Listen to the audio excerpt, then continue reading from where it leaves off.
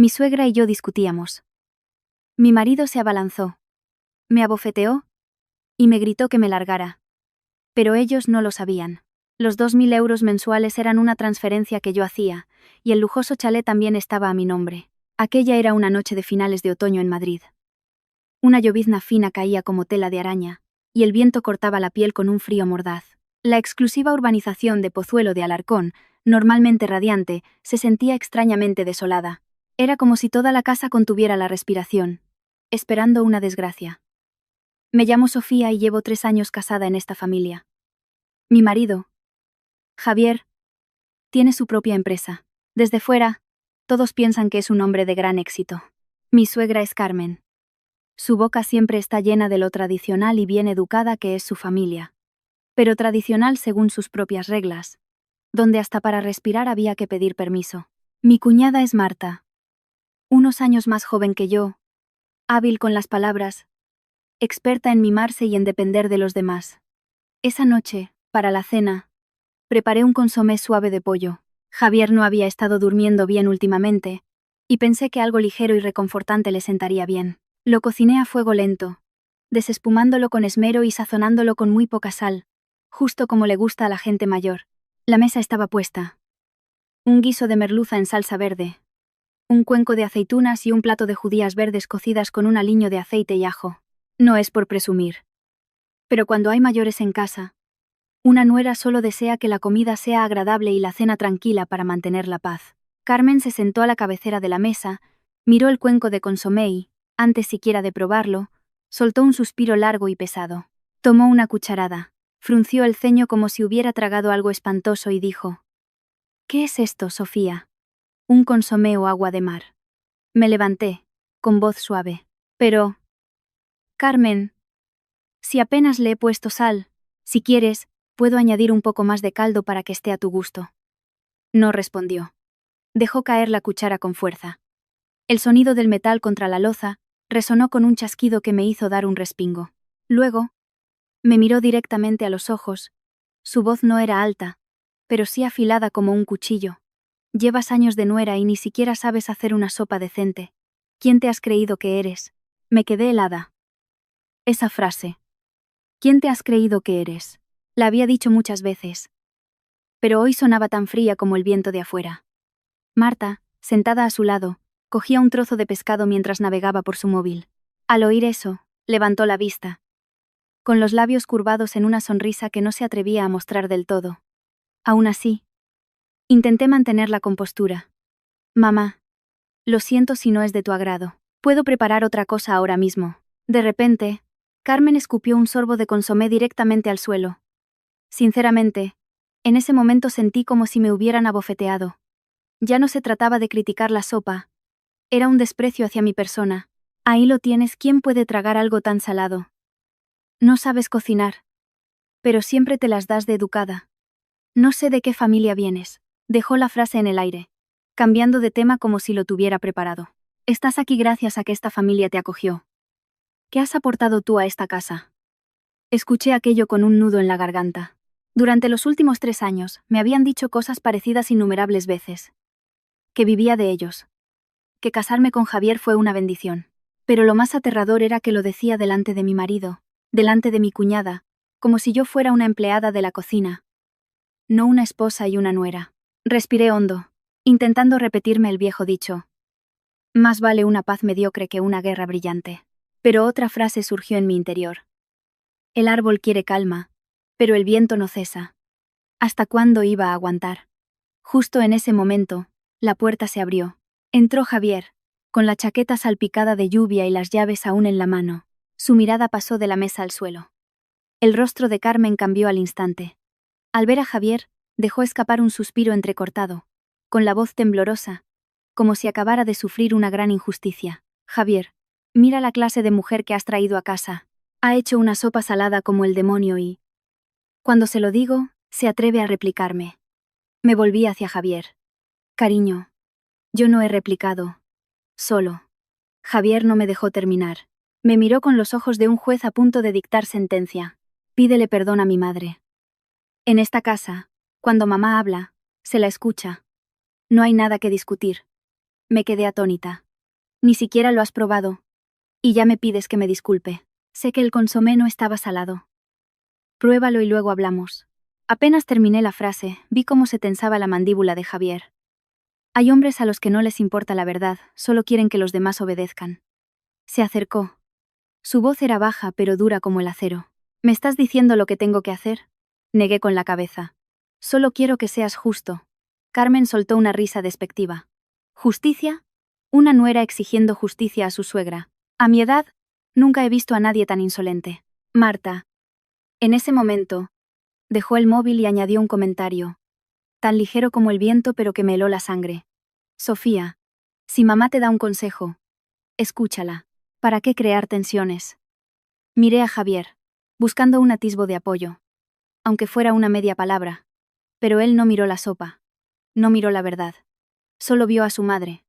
Supuestamente herida. Bof. Solo vi un destello de luz ante mis ojos. Mis oídos zumbaron. Y mi mejilla izquierda ardió. Me tambaleé. Mis rodillas golpearon el frío suelo de mármol. Mi labio sangraba.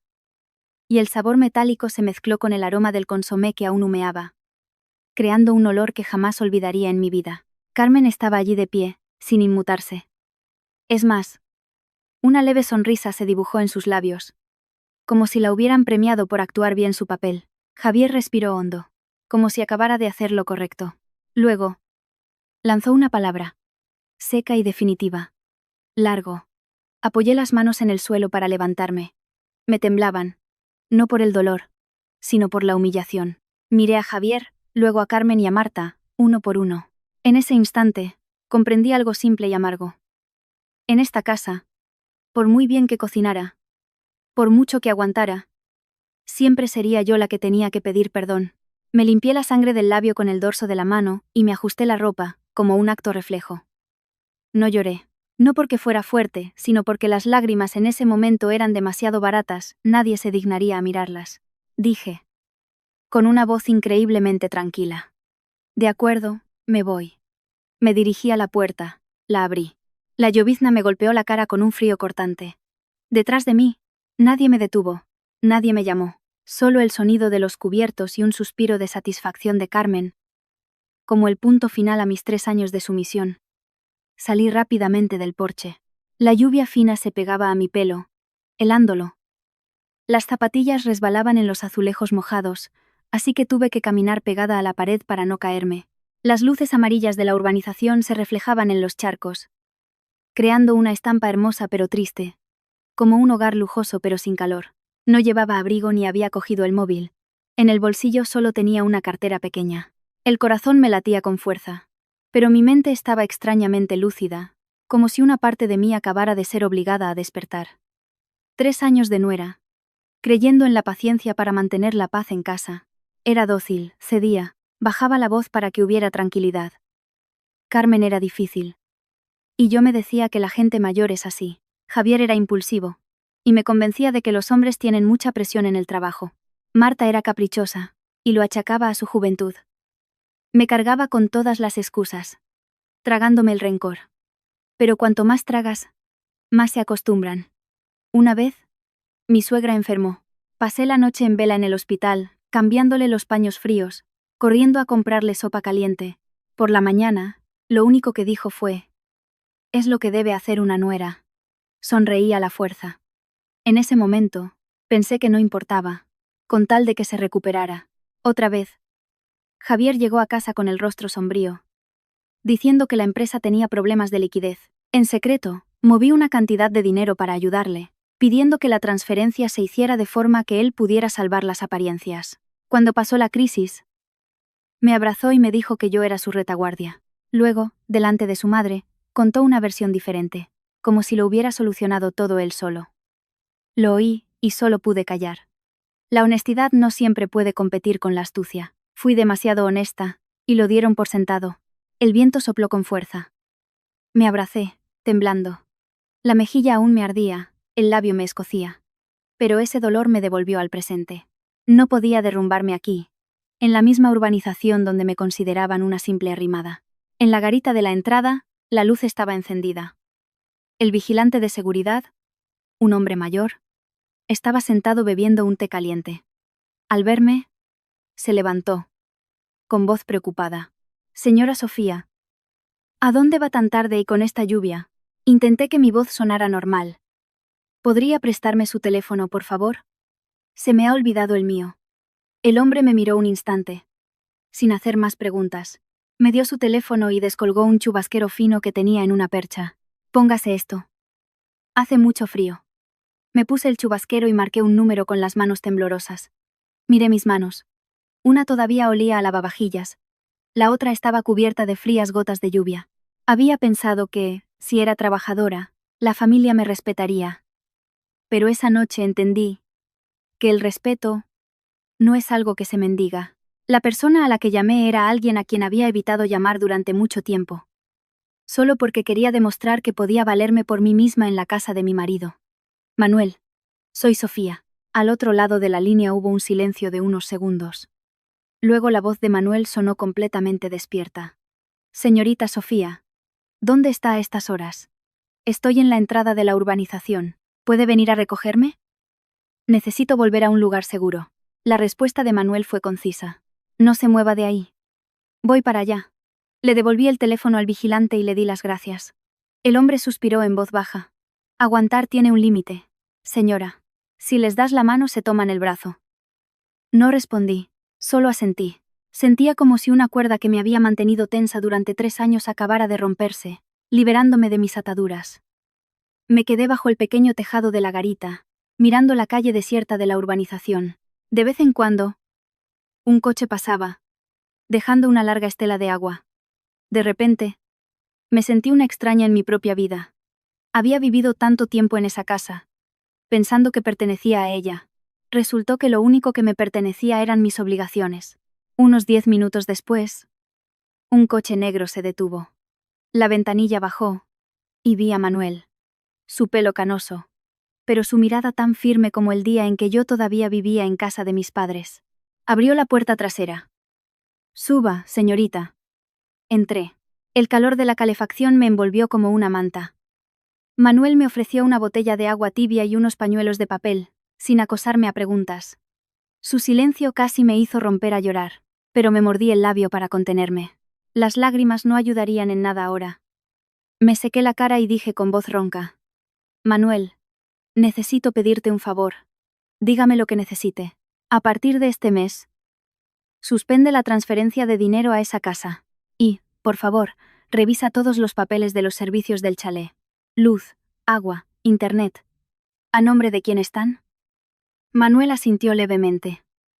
Por supuesto. Si usted lo ha decidido, yo la apoyo. El coche se puso en marcha. Por el retrovisor, la entrada de la urbanización se fue haciendo más pequeña, como un capítulo de mi vida que se alejaba de mí. No sentí alivio de inmediato, pero supe que, a partir de ese momento, ya no tendría que suplicarle a nadie el derecho a ser respetada. En cuanto el coche se detuvo, Manuel ya estaba abriendo la puerta y sosteniendo un paraguas para que entrara en el portal. No fui directamente a casa de mis padres. Llamarlos a esas horas solo les preocuparía. Elegí un apartahotel que mi familia solía usar para emergencias. Limpio, tranquilo y discreto. Al llegar a la habitación me cambié de ropa y me lavé la cara. El agua tibia en mi mejilla izquierda me provocó un ligero escozor. Me miré en el espejo durante un buen rato. La marca roja seguía ahí. El labio todavía me dolía. No sentía autocompasión. Solo veía una cosa con claridad. Si hoy hubiera vuelto a agachar la cabeza, mañana esa bofetada se habría convertido en una costumbre. Manuel preguntó en voz baja desde fuera. ¿Necesita que llame a un médico? Negué con la cabeza. No hace falta, Manuel. Necesito los papeles. ¿Qué papeles, señorita? Las escrituras de la casa, las facturas de los servicios y los extractos bancarios de los últimos años. Quiero dejar las cosas claras. Voy de inmediato, asintió Manuel. Trabajaba con la misma eficacia con la que había cuidado de mi familia durante décadas. No preguntaba por qué. Solo qué se necesitaba. Me senté en el escritorio. Respiré hondo y llamé a la segunda persona de la noche. Ramos. Soy Sofía. Al otro lado hubo una pausa. Luego la voz del abogado sonó completamente alerta. Sofía. ¿Qué ocurre a estas horas? Necesito tu ayuda legal esta misma noche. Quiero revisar toda la documentación de mis bienes privativos y anular algunas autorizaciones financieras. Ramos no preguntó por mi vida personal, solo se centró en el trabajo. ¿Dónde estás? El bien en cuestión es el chalet en la urbanización, ¿correcto? Correcto. Te enviaré el número de expediente. Mañana a primera hora. Por favor. Manda a alguien a revisar la titularidad, el estado de los servicios y el contrato de administración. Quiero que todo se haga conforme a la ley. De acuerdo. Monte en la calma. Si la ley está de tu parte, no hay nada que temer. Siempre que tengamos los papeles. Oírle decir eso me hizo sentir que mi espalda se enderezaba. Cierto. No necesitaba ganar con lágrimas, solo necesitaba tener la razón. Le reenvié a Ramos una carpeta que ya tenía guardada. Mis padres, empresarios durante muchos años, siempre me enseñaron una cosa. El día que me casé con Javier, me sentí un poco dolida porque mis padres me hicieron firmar varios contratos de donación y documentos de bienes privativos. En ese momento, pensé que eran demasiado cautelosos. Ahora entendía que no era desconfianza. Era una forma lúcida de proteger a su hija. Media hora después, Manuel regresó y dejó sobre la mesa una pila de documentos y un ordenador portátil. Mire. Por favor. Señorita. Aquí tiene una copia de la escritura. El contrato de donación. Las facturas de los muebles principales. Y los contratos de servicios de la urbanización. Todo está a su nombre. Revisé cada página. No para presumir de lo que tenía, sino para asegurarme de que estaba pisando mi propio terreno. Esos sellos rojos, esas letras claras, que normalmente parecen tan áridos, en este momento eran como una armadura. Abrí mi cuenta bancaria y repasé las transferencias regulares de los últimos 3 años. Cada mes, transfería a Carmen una pensión de 2.000 euros. El día 5. Puntualmente. Incluso le había pedido al banco que el concepto pusiera. De parte de Javier. Lo hacía por respeto a mi marido. Pensando que un hombre que pierde la cara se irrita fácilmente y crea problemas. Ahora al pensarlo solo me entraba una risa amarga. Recibían mi dinero y encima me llamaban mantenida. Realmente, hay gente que muerde la mano que le da de comer. La diferencia es que el plato lo había pagado yo. Hice clic en la sección de transferencias periódicas. Mi dedo se detuvo un segundo. Fue un momento en el que me pregunté si no estaba siendo demasiado dura. Pero entonces, la imagen de la bofetada apareció nítida en mi mente, y la palabra largo resonó en mi cabeza como el portazo de una celda. Pulsé cancelar. La pantalla mostró una confirmación. Introduje el código. Hecho. Sentí un alivio inmenso, como si me hubieran quitado una espina clavada en la carne. Ya no dolía más. Solo había un vacío. Continué en la aplicación del banco, solicitando el bloqueo de todas las tarjetas adicionales y las autorizaciones de gasto que estaban a mi nombre. El empleado del banco me confirmó la operación con voz educada y actuó con rapidez. Todo se hizo de forma ordenada, sin un solo grito, sin un solo insulto. Pero sabía que, al otro lado, aquello sería una alarma ensordecedora. Manuel preguntó: ¿Quiere que gestionemos la baja de la luz, el agua e internet ahora mismo? Todavía no. Sigamos el procedimiento. Mañana, cuando Ramos lo confirme todo, enviaremos la solicitud oficial a la administración. No quiero que nadie diga que actué por impulso. Manuel me miró, con una mezcla de compasión y admiración en sus ojos. Ha cambiado, señorita. Me recliné en la silla y dije en voz baja: No he cambiado, Manuel. Simplemente he dejado de engañarme a mí misma. Casi al amanecer, abrí la aplicación de las cámaras de seguridad para ver la casa a distancia, no para espiar, sino para saber entre qué tipo de gente había vivido. En la cocina, la luz seguía encendida. Javier caminaba de un lado a otro, con aspecto frustrado. Carmen estaba sentada con los brazos cruzados, hablando sin parar. Y Marta, sentada en el sofá, navegaba por su móvil como si el incendio en casa no fuera con ella. Nadie mencionó cómo había salido yo bajo la lluvia. Nadie preguntó si me dolía. Solo estaban preocupados por si Sofía volvería mañana a cocinar. Apagué la pantalla. Sentí un nudo en la garganta, pero no lloré. La gente suele decir que el valor de una mujer se mide por su marido. No sé si esa frase es cierta o no, pero de lo que estoy segura es de que una mujer fracasa cuando no se atreve a defender su propia dignidad. Me levanté y corrí las cortinas. Afuera, seguía lloviznando. Me serví un vaso de agua tibia y bebí lentamente. Por primera vez en muchos años, sentí que ya no tenía que esperar el permiso de nadie para estar en paz. La mañana del día 5 seguía siendo fría, un frío que no venía de una gran lluvia, sino que se colaba sigilosamente por las rendijas. Me desperté más temprano de lo habitual y me vestí para ir a trabajar. Nadie me apuraba. Nadie me llamaba para que bajara a la cocina. La habitación estaba tan silenciosa que podía oír el murmullo del aire acondicionado. No volví a la urbanización. Fui directamente a la sede del grupo Altamira. La sensación de entrar en aquel vestíbulo acristalado y reluciente, con los empleados saludándome con un buenos días, señora Sofía, me dejó un poco descolocada. No por orgullo, sino porque de repente recordé los días en que, fregando platos en casa de mi suegra, me llamaban sin ningún respeto, como a una empleada. Era la misma persona, pero en un entorno diferente, y el trato era un mundo aparte. Tuve una reunión rápida con mi asistente, firmé algunos documentos. Mi mente trabajaba con la precisión de un reloj. Pero una pequeña parte de mí seguía esperando noticias de Manuel y de Ramos. No necesitaba oír que sufrían. Solo necesitaba saber que todo se estaba desarrollando según la ley, a su debido ritmo. A las 8:45. Mi teléfono vibró. Un mensaje de Manuel, conciso. Al otro lado, están esperando el dinero, señorita. Lo leí y dejé el teléfono. De repente, recordé que durante 3 años, cada día 5, Carmen se vestía mejor de lo habitual, se sentaba en el salón con el teléfono sobre la mesa como si fuera un cetro de poder. A las 9 en punto, sonreía satisfecha y hacía un par de llamadas para presumir sutilmente ante sus amigas. Mi hijo quiere mucho a su madre. Todos los meses me da un regalo.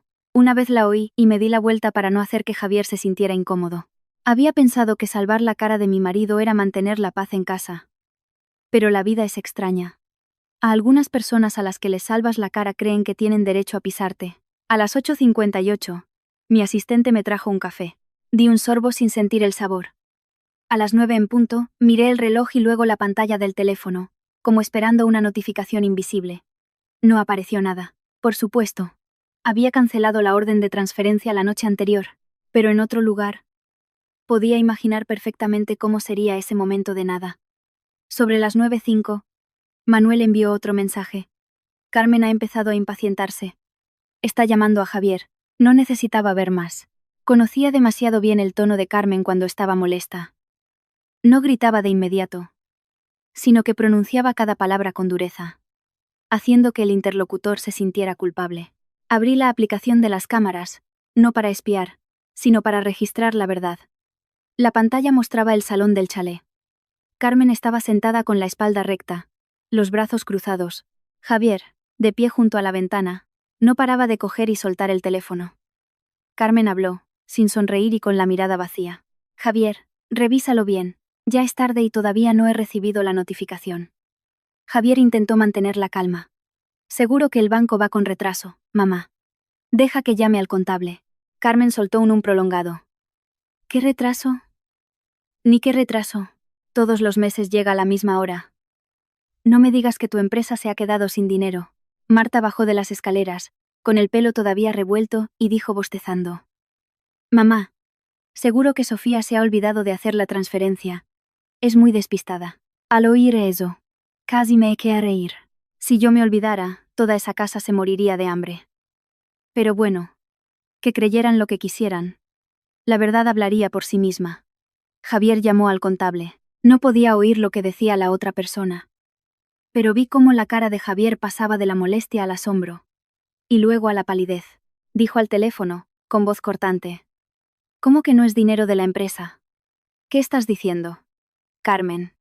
Al oír no es dinero de la empresa, se levantó de un salto. ¿Cómo que no? ¿De dónde sale el dinero entonces? Javier tapó el auricular y miró a su madre, moviendo los labios como si no pudiera tragar. Deja que lo aclare. Vi la escena con una calma glacial, porque sabía que en el momento en que se enfrentaran a la verdad, sería cuando más les dolería. No por perder el dinero, sino por perder la ilusión de que eran ellos los que daban las limosnas. Unos minutos después, Javier colgó. Se quedó inmóvil, como si le hubieran echado un cubo de agua fría. Carmen no pudo esperar y golpeó la mesa. Habla, ¿qué pasa? Javier respondió en voz baja. Esa transferencia no sale de la cuenta de la empresa. El contable dice que el dinero que ha llegado estos años es de la cuenta personal de Sofía. El aire pareció desaparecer de la habitación. Carmen abrió la boca, parpadeando repetidamente. Marta se quedó paralizada. El móvil se le cayó de las manos al sofá sin que se diera cuenta. Carmen tartamudeó. ¿Qué? ¿Qué has dicho? ¿Sofía lo transfería? ¿Y el concepto de parte de Javier para mamá? Javier sonrió con rigidez. La sonrisa de alguien a quien le han herido en el orgullo. El concepto lo ponía Sofía. Seguramente para salvarme la cara. Carmen. Como si le hubieran arrancado una venda de los ojos. Se volvió hacia Javier. Su voz subiendo de tono. Una mezcla de ira y miedo. Entonces todo este tiempo he estado presumiendo de que mi hijo me mantenía, cuando en realidad era el dinero de ella. Javier, ¿qué clase de marido eres? Javier se sonrojó. Las venas del cuello se le marcaron. Quería replicar. ¿Pero qué podía decir? ¿Que no lo sabía? No saberlo y aún así aceptar el mérito, escuchar a su madre presumir y dejar que su esposa llevara la carga. Marta intervino en ese momento, su voz mucho más baja. Entonces, ¿Sofía ha cortado el grifo de verdad? Javier gritó, como para ocultar su humillación. ¡Cállate! Carmen siseó entre dientes. ¿Se atreve a cortarme el dinero? Es mi nuera, tiene que ser respetuosa. Oí la palabra respetuosa y sentí una ironía amarga. La gente a menudo usa la moral como un látigo, pero olvidan que la moral no es una excusa para aprovecharse de los demás. Solo quería que se hicieran una pregunta. Si yo todavía estuviera allí, ¿me considerarían parte de la familia? ¿O solo un cajero automático con piernas? Javier empezó a llamarme sin parar. Vi su nombre iluminar la pantalla una y otra vez. No contesté. No porque quisiera torturarlo, sino porque entendía que si respondía en ese momento, no me pedirían perdón. Exigirían sus derechos. Apagué las cámaras. En mi despacho, me levanté. Me ajusté la manga de la chaqueta y el reloj. Un pequeño gesto. Pero sentí como si estuviera poniendo en orden mi vida. La gente dice que no se cierra la puerta del establo hasta que el caballo se ha escapado. Pero algunas familias no solo pierden el caballo, sino también el establo. Y solo entonces se dan cuenta de quién lo construyó. Me senté y seguí trabajando. Afuera, el cielo seguía gris, pero dentro de mí algo se había iluminado. No era esperanza para ellos, sino claridad para mí. Cerca del mediodía, Ramos me envió un mensaje escueto. Expediente completo. Envía la solicitud a la administración según el modelo. Podemos añadir nuestro sello. Solo respondí. De acuerdo, y le pasé la tarea a Manuel. No me sentía ni poderosa ni malvada. Solo sentía que las cosas debían ser claras. Si se habían atrevido a abofetearme y a echarme en mitad de una noche de lluvia, yo no podía actuar por impulsos y darles una excusa para decir que soy una mujer rencorosa o que actúo de mala fe. Manuel llamó. Su voz era firme. La solicitud para suspender los servicios, en base a su derecho como propietaria, ha sido enviada. La administración ha confirmado que procederán según el reglamento. Dejé el teléfono y miré por la ventana. Madrid en pleno otoño. El cielo no descargaba con fuerza, pero una capa de nubes grises lo cubría todo, como si se aferrara a cada rincón. Recordé un viejo dicho. El pescado se pudre por la cabeza, pero algunas casas no solo tienen goteras, sino que sus propios habitantes cortan el pilar que las sostiene. A primera hora de la tarde, volví a encender las cámaras por unos minutos. No miré mucho tiempo. Solo lo suficiente para saber que todo se estaba desarrollando según lo permitido por los documentos. En el chalet, Carmen estaba sentada en medio del salón, con la cara roja, abanicándose con un paipay como si estuviera a punto de arder. Javier caminaba de un lado a otro, tecleando frenéticamente en el móvil.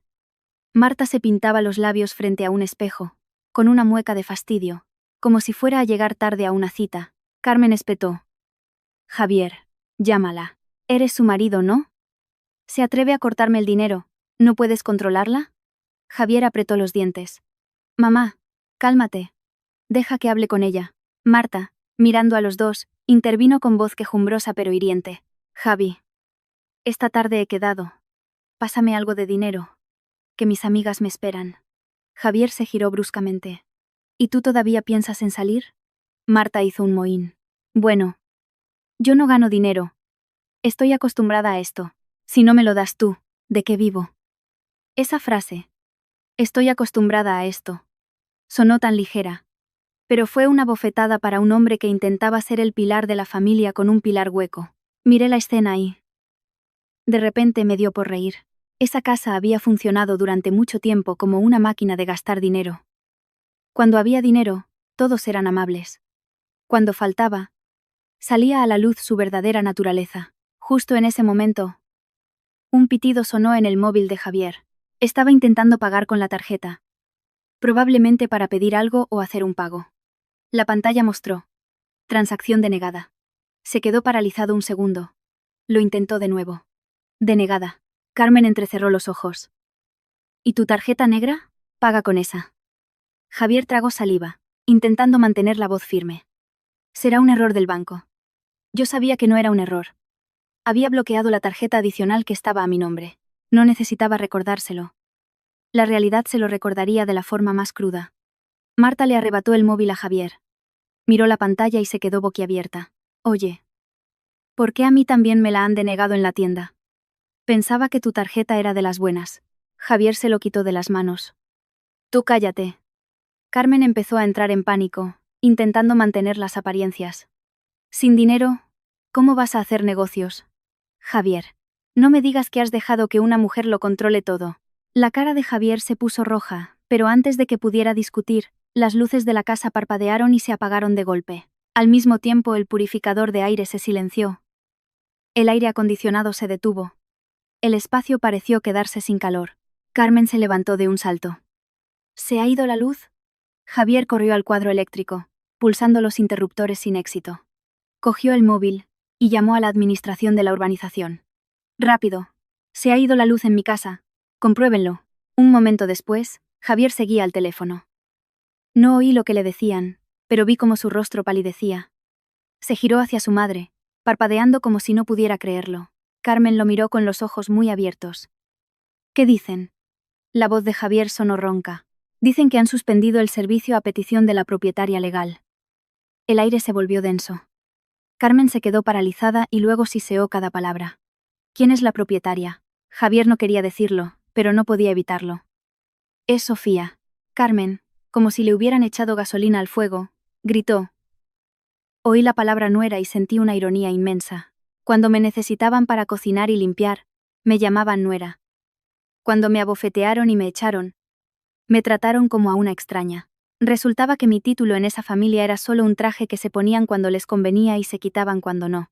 Antes de que pudieran recuperarse, el chorro de agua del fregadero empezó a debilitarse hasta convertirse en un goteo. Marta gritó. Mamá. El agua también se va. Y no me he terminado de lavar la cara. Carmen se volvió hacia Javier. Su voz era una orden. Ve a hablar con la administración. Diles que eres el marido, que tienes que tener voz y voto. Javier se calzó las zapatillas y salió corriendo. Tan deprisa que casi resbala. Un hombre acostumbrado a sentarse en el trono de su casa. Ahora corría como si huyera de sus deudas. Vi la escena sin regocijo. Solo me di cuenta de que la supuesta posición de Javier se había construido sobre mi silencio. Si yo callaba, él se mantenía en pie. Si yo me levantaba, él se tambaleaba. Pocos minutos después, Javier regresó, todavía con el móvil en la mano. Gritó, como para autoconvencerse. Dicen que solo tratan con la persona que figura en el contrato o con su representante legal con un poder. Marta soltó una risa amarga. Tú no figuras en nada. Esa frase fue como una puñalada. Javier se giró bruscamente hacia su hermana. Con los ojos rojos. Como digas una palabra más, te echo a la calle. Marta se calló, pero apretó los labios. Era la típica persona acostumbrada a que la mimen y que se enfrentaba por primera vez a la adversidad. Carmen, por su parte, cambió de táctica rápidamente. Si antes gritaba, ahora su voz se suavizó. Javier, llámala. Háblale con dulzura. Dile que su suegra ya es mayor. Que no se pase. La gente se va a reír de nosotros. Al oír la gente se va a reír, solté un suspiro. Lo que más le importaba seguía siendo las apariencias. No su salud. No la moral. Sino lo que dijera la gente. Apagué las cámaras. En mi despacho, abrí mi agenda, firmé un par de documentos más. Mis manos ya no temblaban.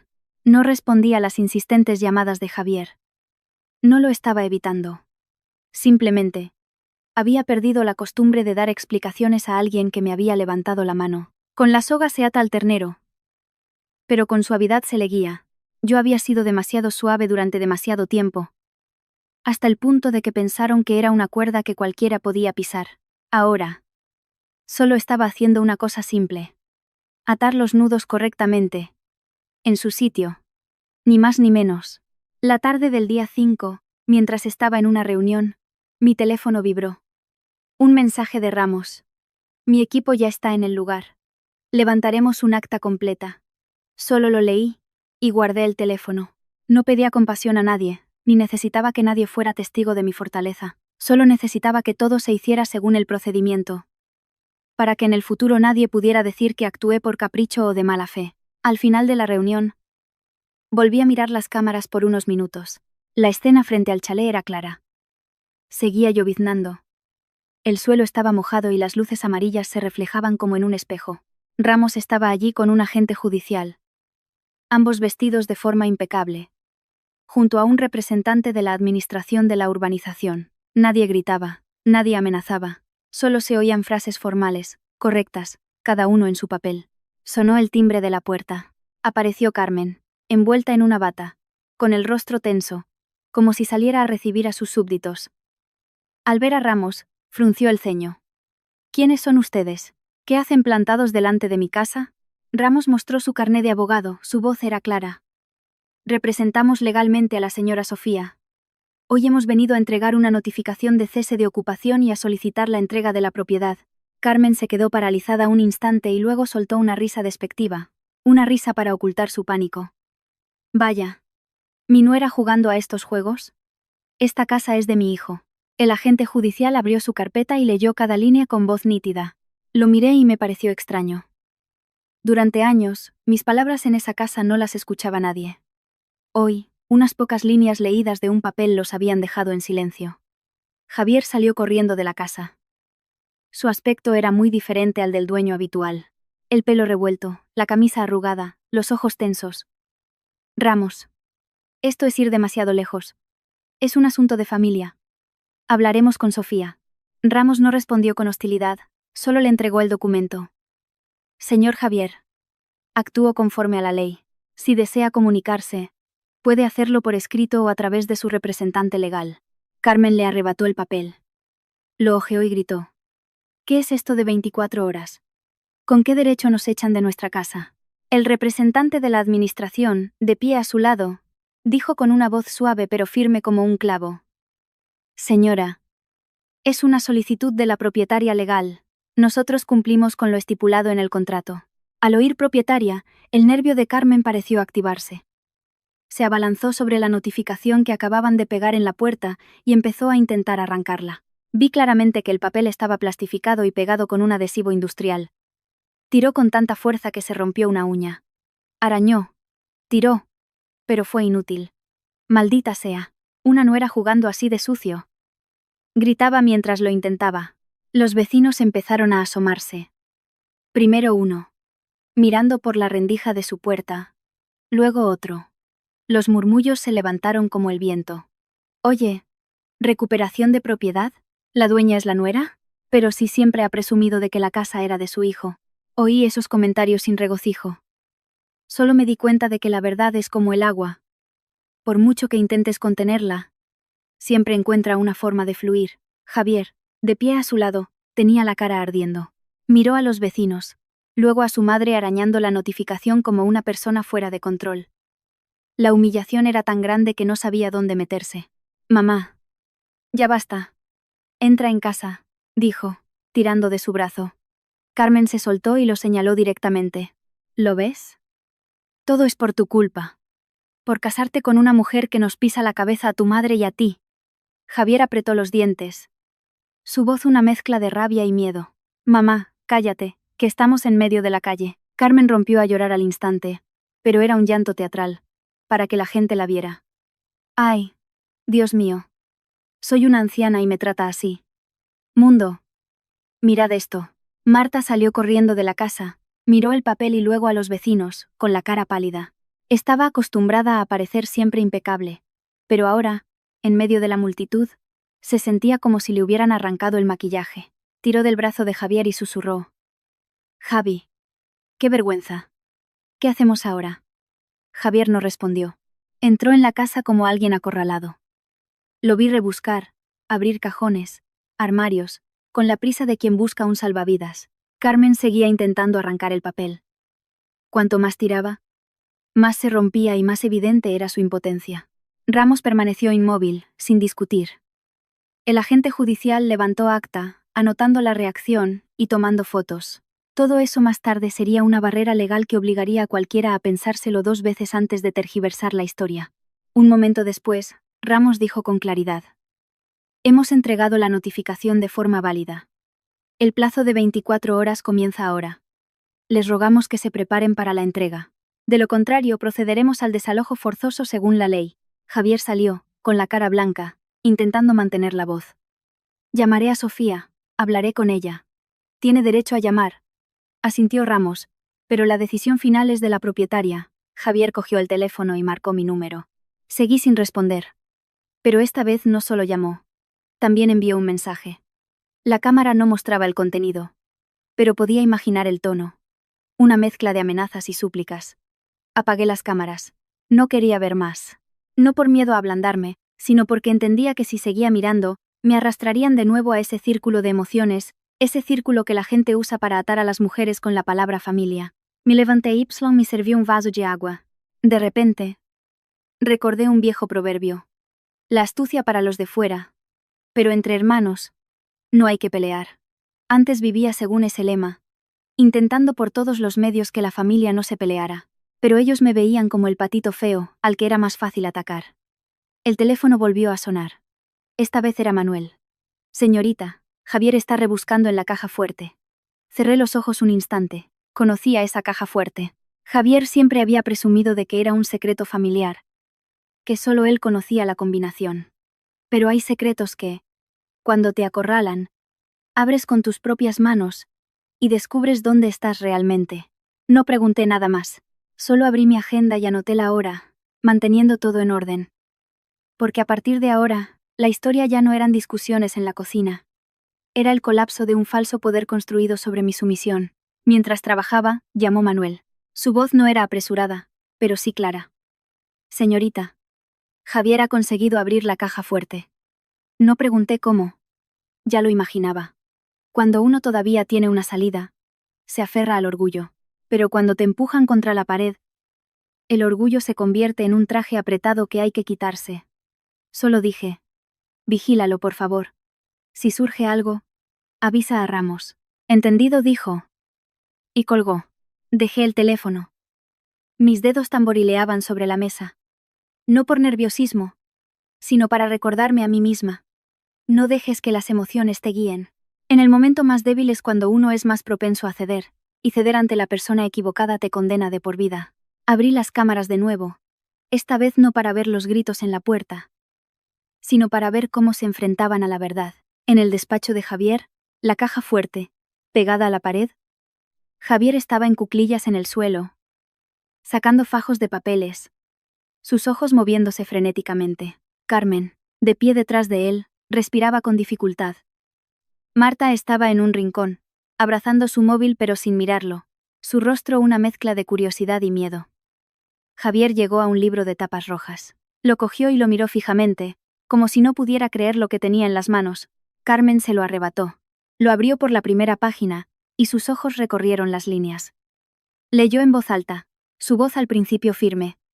Propietaria del inmueble. Sofía García. Al llegar al final, su voz se quebró, como si alguien le estuviera estrangulando. Lo leyó de nuevo. Seguía siendo el mismo nombre. No aparecía Javier, dijo, como preguntándose a sí misma, y luego se giró bruscamente hacia su hijo. ¿Por qué no está tu nombre? Javier movió los labios, pero no salió ningún sonido. Marta se acercó, echó un vistazo y también se quedó paralizada. Quizás por primera vez en su vida entendió que aquello en lo que vivía no era la casa de su hermano, como siempre presumía, sino la casa de la cuñada a la que siempre había mirado con desdén. Carmen soltó una risa seca. La risa de alguien sin aliento. No, no puede ser. Esta casa. Yo he vivido aquí desde que os casasteis. ¿Cómo no va a estar el nombre de mi hijo? Javier cogió el libro y pasó las páginas. Detrás, grapado, había un fajo de papeles con sellos rojos y letras claras. Cada cláusula, detallada. Conocía ese documento. Mi propio padre me lo había dado a firmar antes de la boda. En ese momento, solo me dijo en voz baja: quiere a la gente, Pero no dejes que te falten al respeto. Me sentí incómoda, pensando que mi padre se preocupaba demasiado. Javier lo leyó por encima. Su rostro se volvió blanco como el papel. Levantó la vista hacia su madre, su mirada la de alguien a quien le acababan de golpear en el orgullo. Es un contrato de donación de bien privativo anterior al matrimonio, dijo lentamente. Como si las palabras se le atascaran en la garganta, Carmen le arrebató el papel, sus manos temblaban. ¿Bien privativo? ¿Qué significa eso? Javier soltó un suspiro forzado, como si contuviera la rabia. Significa que la casa estaba a nombre de Sofía antes de la boda. No es un bien ganancial. Marta susurró. Entonces, ¿todo este tiempo? ¡Cállate!, gritó Javier. Carmen, de repente, pasó del pánico a la ira, una ira que no se atrevía a dirigir hacia su nuera, porque ya no estaba allí. Se volvió y la descargó toda sobre su hijo. Por Dios, Javier. ¿Qué clase de marido eres? ¿Te casas y no sabes ni lo que está a tu nombre? ¿Has dejado que ella lo controle todo? Javier se levantó de un salto, con la cara roja. Hablas como si fuera fácil. No sabía o no me atrevía a preguntar. Si hubiera preguntado, ¿te habría gustado? A ti solo te gusta oír que tu hijo es un genio, que la gente lo alaba. ¿De dónde sale el dinero? A ti nunca te ha importado. Carmen, como si le hubieran tocado un punto sensible, se le quebró la voz. ¿Qué dices? Te he criado. ¿No tengo derecho a disfrutarlo? Javier sonrió con amargura. ¿Disfrutarlo llamando a mi mujer mantenida? ¿Disfrutarlo obligándome a abofetearla en medio del salón? Al oír eso me detuve. No porque me doliera, sino porque entendí algo claramente. Javier sabía que estaba equivocado. Lo sabía perfectamente. Pero eligió el camino equivocado porque pensó que yo siempre aguantaría. Carmen no pudo discutir y recurrió a su táctica habitual: sollozar y buscar a Marta como aliada. Marta. Hija. Dime. ¿Lo que ha hecho tu cuñada no es cruel? ¿Echar a su suegra a la calle? Marta se mordió el labio, mirando la escritura como si fuera una bofetada invisible. No se atrevió a hablar con fuerza, solo susurró. No lo sé. Carmen se ahogó de rabia. ¿Cómo que no lo sabes? Entonces, ¿quién lo sabe? ¿Quién se va a encargar? Javier golpeó el papel sobre la mesa. ¿Encargarse de qué? Ya es tarde para todo. Apagué las cámaras. No quería oír más culpas. En esa familia, cuando las cosas iban bien, todos se atribuían el mérito. Cuando iban mal, todos se echaban la culpa. Ese círculo vicioso giraba sin fin. Y la persona en el medio era la que acababa aplastada. Me levanté, fui al pasillo, y llamé a mi padre. Contestó rápidamente, su voz grave. Hija. No le conté toda la historia, solo le dije, tenías razón, papá. Viste más allá. Hubo una pausa, y luego respondió. No quería que tuvieras que usarlo. Pero menos aún quería que te trataran como a una sombra. Tragué saliva. Haré las cosas bien. No te preocupes, dijo lentamente, como midiendo cada palabra. En la vida, si quieres a alguien, quiérelo hasta el final. Si odias a alguien, hazlo por completo. Si has elegido defender tu dignidad, no te quedes a medias. Quedarse a medias es atarse a uno mismo. Sí, dije, con los ojos llorosos, pero sin derramar una lágrima. Ya no era la nuera que solo sabía agachar la cabeza. Era Sofía, y entendía dónde estaban mis límites. Le envié un mensaje a Ramos. Han visto la escritura y el contrato de bienes privativos. Procede según lo planeado. Respondió al instante. Entendido. No te preocupes. Los papeles ya han hablado. Nosotros solo tenemos que seguir el camino. Volví a mi escritorio. Abrí el ordenador y continué con el trabajo pendiente. La sensación en ese momento no era de venganza, sino de recuperación. Recuperar mi casa. Recuperar mis derechos y, lo más importante, recuperarme a mí misma. La mañana del día 6. El cielo seguía cubierto, como si alguien esparciera polvo de agua. Llegué temprano a la oficina, no para esconderme, sino para mantenerme ocupada, para evitar que mi mente se dejara llevar por pensamientos que me ablandaran. A las 8:30 en punto, Ramos llamó, conciso. Mi equipo está empezando a actuar. Ya no pregunté por su reacción. Había visto suficiente en las cámaras los últimos días. Si los demás no te quieren, quiérete tú primero. Abrí las cámaras solo unos minutos.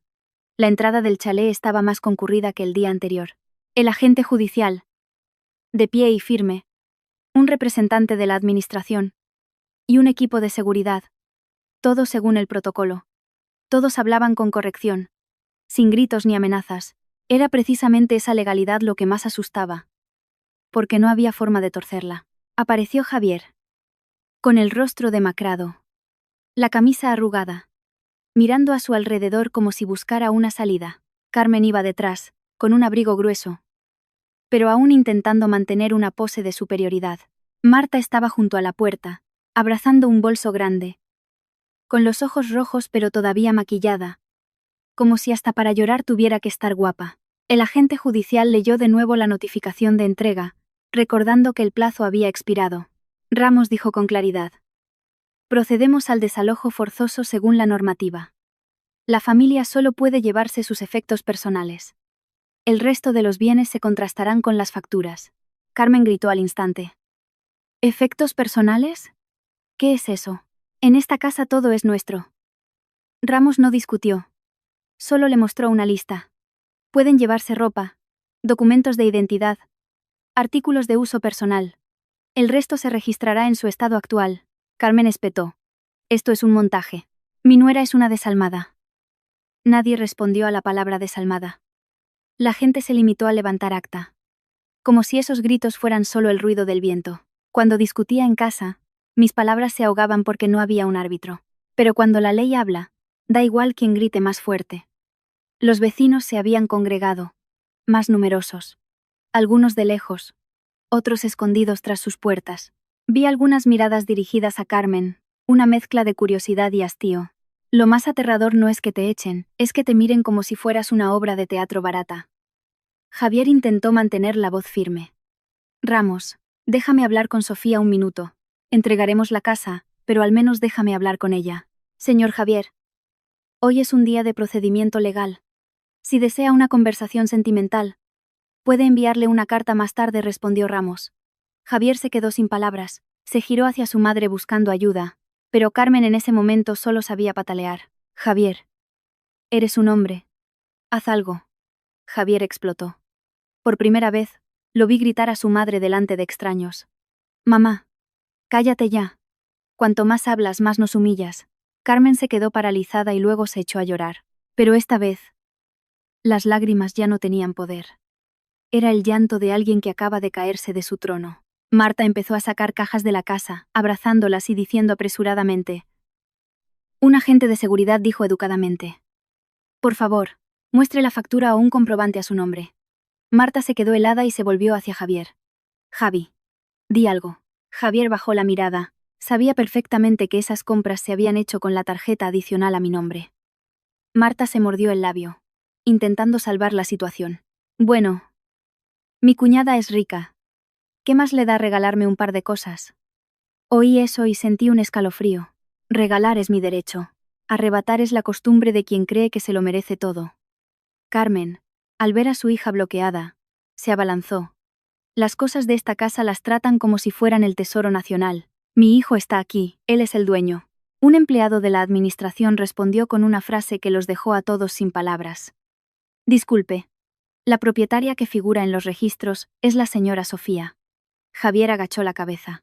Mi nombre, resonando en la puerta de la casa, ante los vecinos, fue como un sello final. Yo no estaba allí, pero mi identidad estaba presente, firme y clara. Cuando llegó el momento de firmar el acta de entrega, a Javier le temblaba la mano. Carmen se negó a firmar, gritando que le estaban robando la casa. El agente judicial anotó con calma. La interesada se niega a cooperar con la firma. Cuanto más se resistían, más se perjudicaban. Pero no lo entendían. Cuando les permitieron sacar sus efectos personales, la escena se volvió patética y, a la vez, muy real. Ropa metida a toda prisa en bolsas de plástico, un par de zapatillas, algunos frascos de medicamentos, documentos. Cosas que antes consideraban insignificantes ahora eran todo lo que podían llevarse. Carmen salió por la puerta y miró la casa por última vez. Pensé que maldeciría, pero se quedó quieta, parpadeando. Quizás estaba pensando en las veces que, sentada en el salón, presumía. En las frases que me había lanzado y que ahora se volvían contra ella. Javier la seguía, arrastrando una maleta, con los hombros hundidos. Ya no tenía el aire de un empresario, sino el de un hombre que acababa de perder lo que creía suyo. Estimados oyentes, si esta historia ha tocado la fibra sensible de quienes han sido nueras, por favor, dejen un me gusta para apoyar el canal. Si estuvieran en una situación en la que su honor fuera insultado de esta manera, ¿elegirían aguantar o defenderse? Por favor, dejen sus comentarios abajo. Apagué las cámaras. No quise mirar más. Esos pasos, esas bolsas, eran suficientes para cerrar una etapa en la que me había obligado a mí misma a sufrir por mantener la paz. Aproximadamente una hora después, Manuel me envió un mensaje. Ya se han ido de la casa, señorita. Solo respondí. De acuerdo. Una sola palabra. Nada más. Porque todo lo demás ya estaba escrito con sellos rojos, con actas, con la realidad. Me agaché para ajustar una pila de documentos en mi escritorio. La mejilla izquierda todavía me dolía un poco al tocarla, pero mi corazón ya no temía el frío. Hay precios que hay que pagar para crecer. Y hoy, quien pagó el precio no fui yo. La pensión que alquilaron estaba en un callejón de un barrio obrero, sin letreros luminosos, solo una pequeña placa vieja. No necesitaba ver las cámaras para imaginar el olor a humedad de esos lugares improvisados, el olor a sábanas que no se secan bien, a tabaco impregnado en las paredes, a limpiador de suelos barato y penetrante. Esa mañana, recibí una breve grabación de audio de Manuel. No es que hubiera espiado, sino que Javier se había equivocado de número al llamar para quejarse, y había colgado deprisa. Manuel solo me escribió. Escúchelo para estar al tanto. No para que le duela. Ya no me dolía. Solo lo escuché como si fuera un informe de las consecuencias. Carmen estaba sentada al borde de la cama, sosteniendo un vaso de fideos instantáneos recién hechos. El vapor empañaba sus gafas. Sopló, sorbió y se atragantó, tosiendo sin parar. Dios mío, qué salado está esto. Se quejaba entre toses. Marta, de pie frente a un espejo, intentaba peinarse, con el ceño fruncido. Mamá, deja de quejarte. No soporto esta habitación. Las sábanas huelen mal, y el baño. Es para morirse. Javier, sentado en una silla de plástico, miraba su móvil con el ceño fruncido como un papel arrugado. Al oír a su madre, espetó. Si está salado, quítale un poco de agua. ¿Ahora te vas a poner exquisita? Carmen lo miró fijamente. Su voz se alzó. ¿Exquisita yo? No estoy acostumbrada a comer estas porquerías. Durante años has comido comida casera, sopa caliente, pescado guisado. Y ahora me obligas. Javier golpeó el móvil contra la mesa. El sonido fue como cerrar la tapa de un ataúd. Mamá, basta ya. ¿Quién nos ha metido en esto? Te quejaste de la sopa que ella cocinó. Me obligaste a pegarle. Y ahora te sientas aquí a culparme. Marta, asustada, intervino con su habitual intento de apaciguar. Javi, no le hables así a mamá. Ella lo hizo por nuestra familia.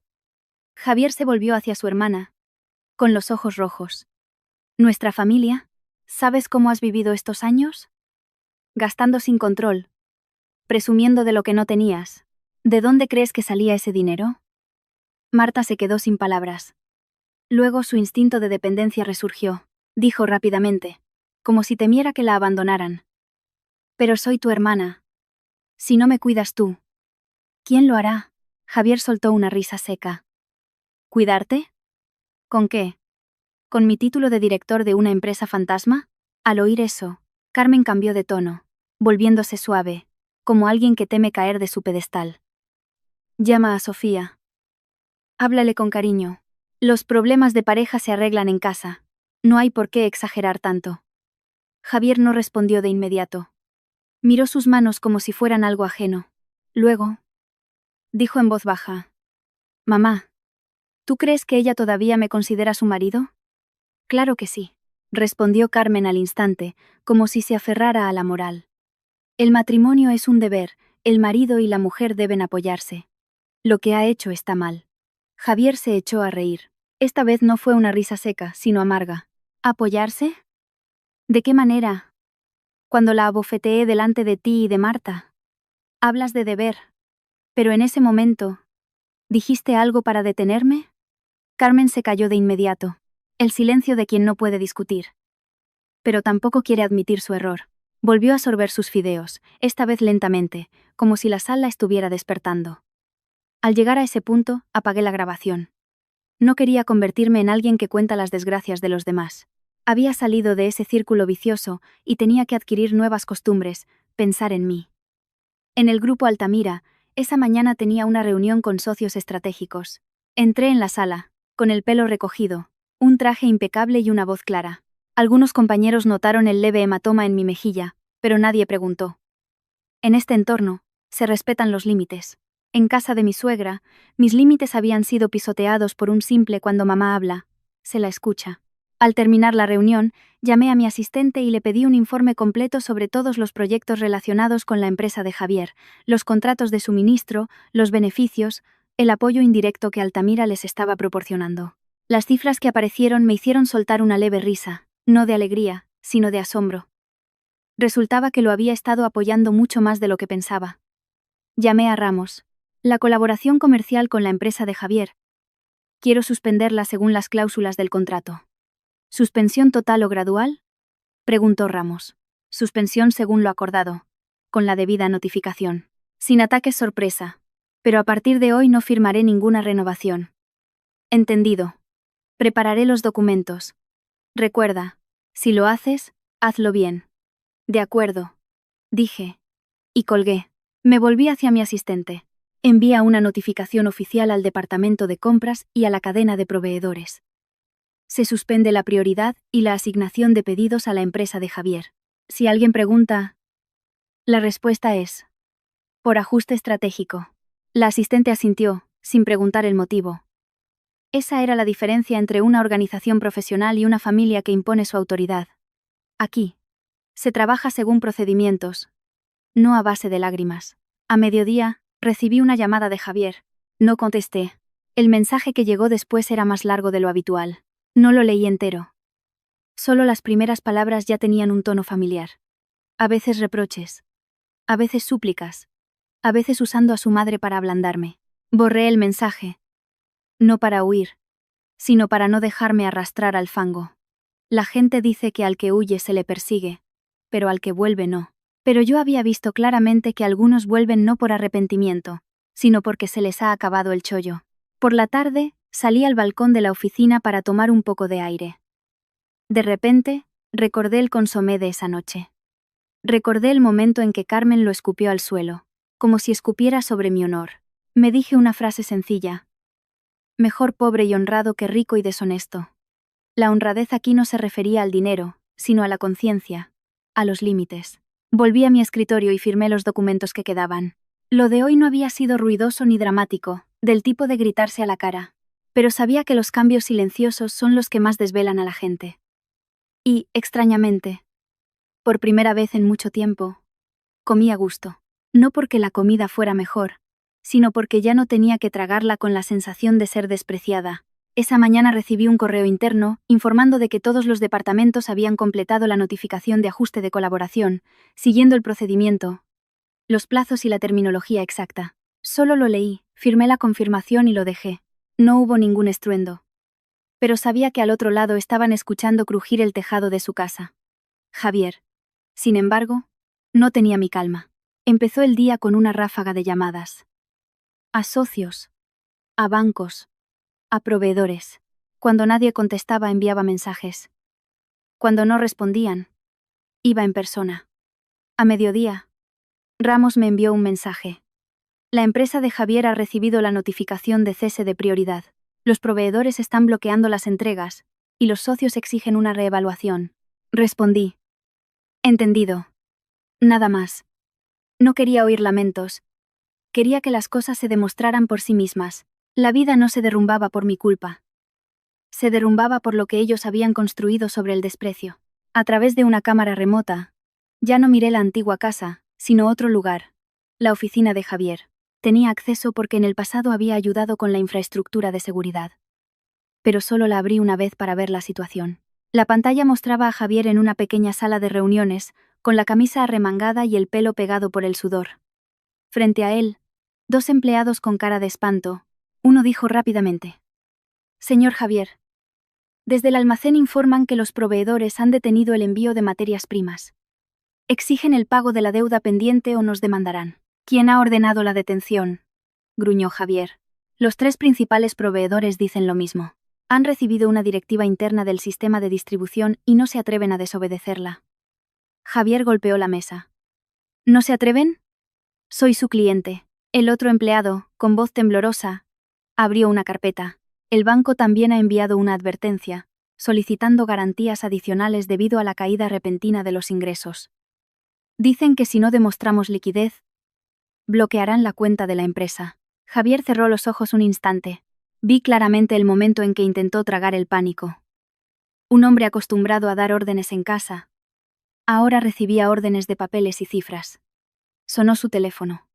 Contestó, intentando sonar firme.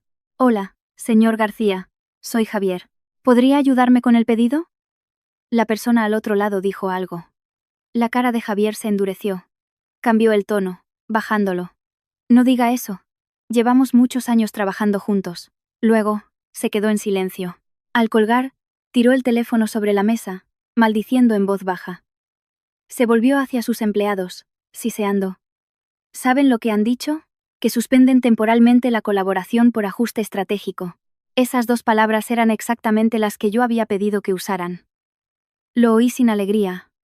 Solo sentí que era lo correcto. Como un corte limpio. Javier se levantó de un salto. Se acercó a la ventana como buscando aire, y luego se volvió. Con los ojos rojos. ¿Quién está detrás de esto? Los empleados se quedaron en silencio. Nadie se atrevía a decir el nombre, porque decirlo sería confirmar que su jefe había estado dependiendo de su mujer durante mucho tiempo. Javier lo dijo él mismo, como si se abofeteara. Sofía, tras decirlo, volvió a reírse con sequedad. La risa de quien se da cuenta demasiado tarde. No oí esa risa en persona, pero verla a través de la pantalla fue suficiente para saber lo amarga que era. Por la tarde, Javier fue al banco. Se sentó en el mostrador de atención al cliente, con la cara tensa como la cuerda de un violín. El empleado del banco fue educado, pero cada palabra era un martillazo. Necesita aportar más garantías, un plan de pago, transparencia en los ingresos. Javier presentó papeles, pero le hicieron una pregunta simple. ¿Esta propiedad está a su nombre? Se quedó en silencio. No tenía nada a su nombre lo suficientemente sólido como para ponerlo sobre la mesa. Lo sabía porque una vez le pregunté si quería que pusiéramos las cosas a nombre de los 2. Él se rió y dijo, con aire de hombre de negocios. Los papeles son un lío. Yo me encargo de los negocios. Tú de esas cosas. Ahora, al recordarlo, me di cuenta de que ese lío era en realidad una red vacía que se rompía al primer soplo de viento. Por la noche, Javier volvió a la pensión. Carmen, al verlo, preguntó de inmediato. No por su salud, no por si había comido, sino por lo que siempre le importaba. ¿Lo has arreglado? ¿Mañana volverá a llegar el dinero? Javier se quitó los zapatos y tiró la cartera al suelo. Mamá. ¿Todavía preguntas por el dinero? Carmen se asustó, pero se aferró a la moral. Bueno, pregunto para saber cómo organizarnos. ¿Cómo vamos a vivir ahora? Eres un hombre, tienes que hacerte cargo. Javier se giró bruscamente. ¿Hacerme cargo con qué? Cuando me han cortado todas las colaboraciones, ¿crees que la empresa conseguía los contratos por arte de magia? Carmen se quedó sin palabras. Un momento después, cambió de tono, volviéndose suave pero venenosa. Bueno. También es culpa tuya por casarte con una mujer a la que no supiste educar. Una mujer con dinero, tarde o temprano, se sube a la cabeza de su marido. Oí esa frase a través de un audio que Javier tenía en altavoz mientras llamaba a alguien. Ya no me enfadé. Solo me di cuenta de que la boca de la gente puede torcerlo todo para no admitir su error. Cuando no quieren mirarse a sí mismos, miran a los demás. Marta entró en ese momento, con una pequeña bolsa en la mano y aspecto agotado. Ya no tenía ese aire despreocupado. Preguntó a Javier con voz apagada. ¿Y ahora? ¿Qué hago yo? Mis amigas me están pidiendo el dinero que pusimos en común. ¿Cómo se lo devuelvo? Javier miró a su hermana, con la mirada cansada de quien ha corrido hasta quedarse sin aliento. Tú te lo has buscado. Tú te lo arreglas.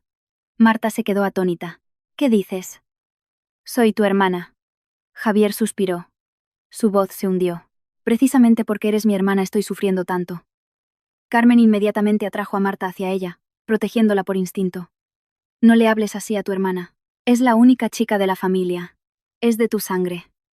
Javier sonrió con amargura. ¿De mi sangre? ¿Y te acordaste de eso cuando abofeteé a mi mujer delante de ti? La pregunta cayó en la habitación como un cubo de agua fría. Carmen se calló. Marta agachó la cabeza. No sé si se sintieron avergonzados, pero al menos ya no tenían la confianza para decirme que tenía que aguantar por la familia.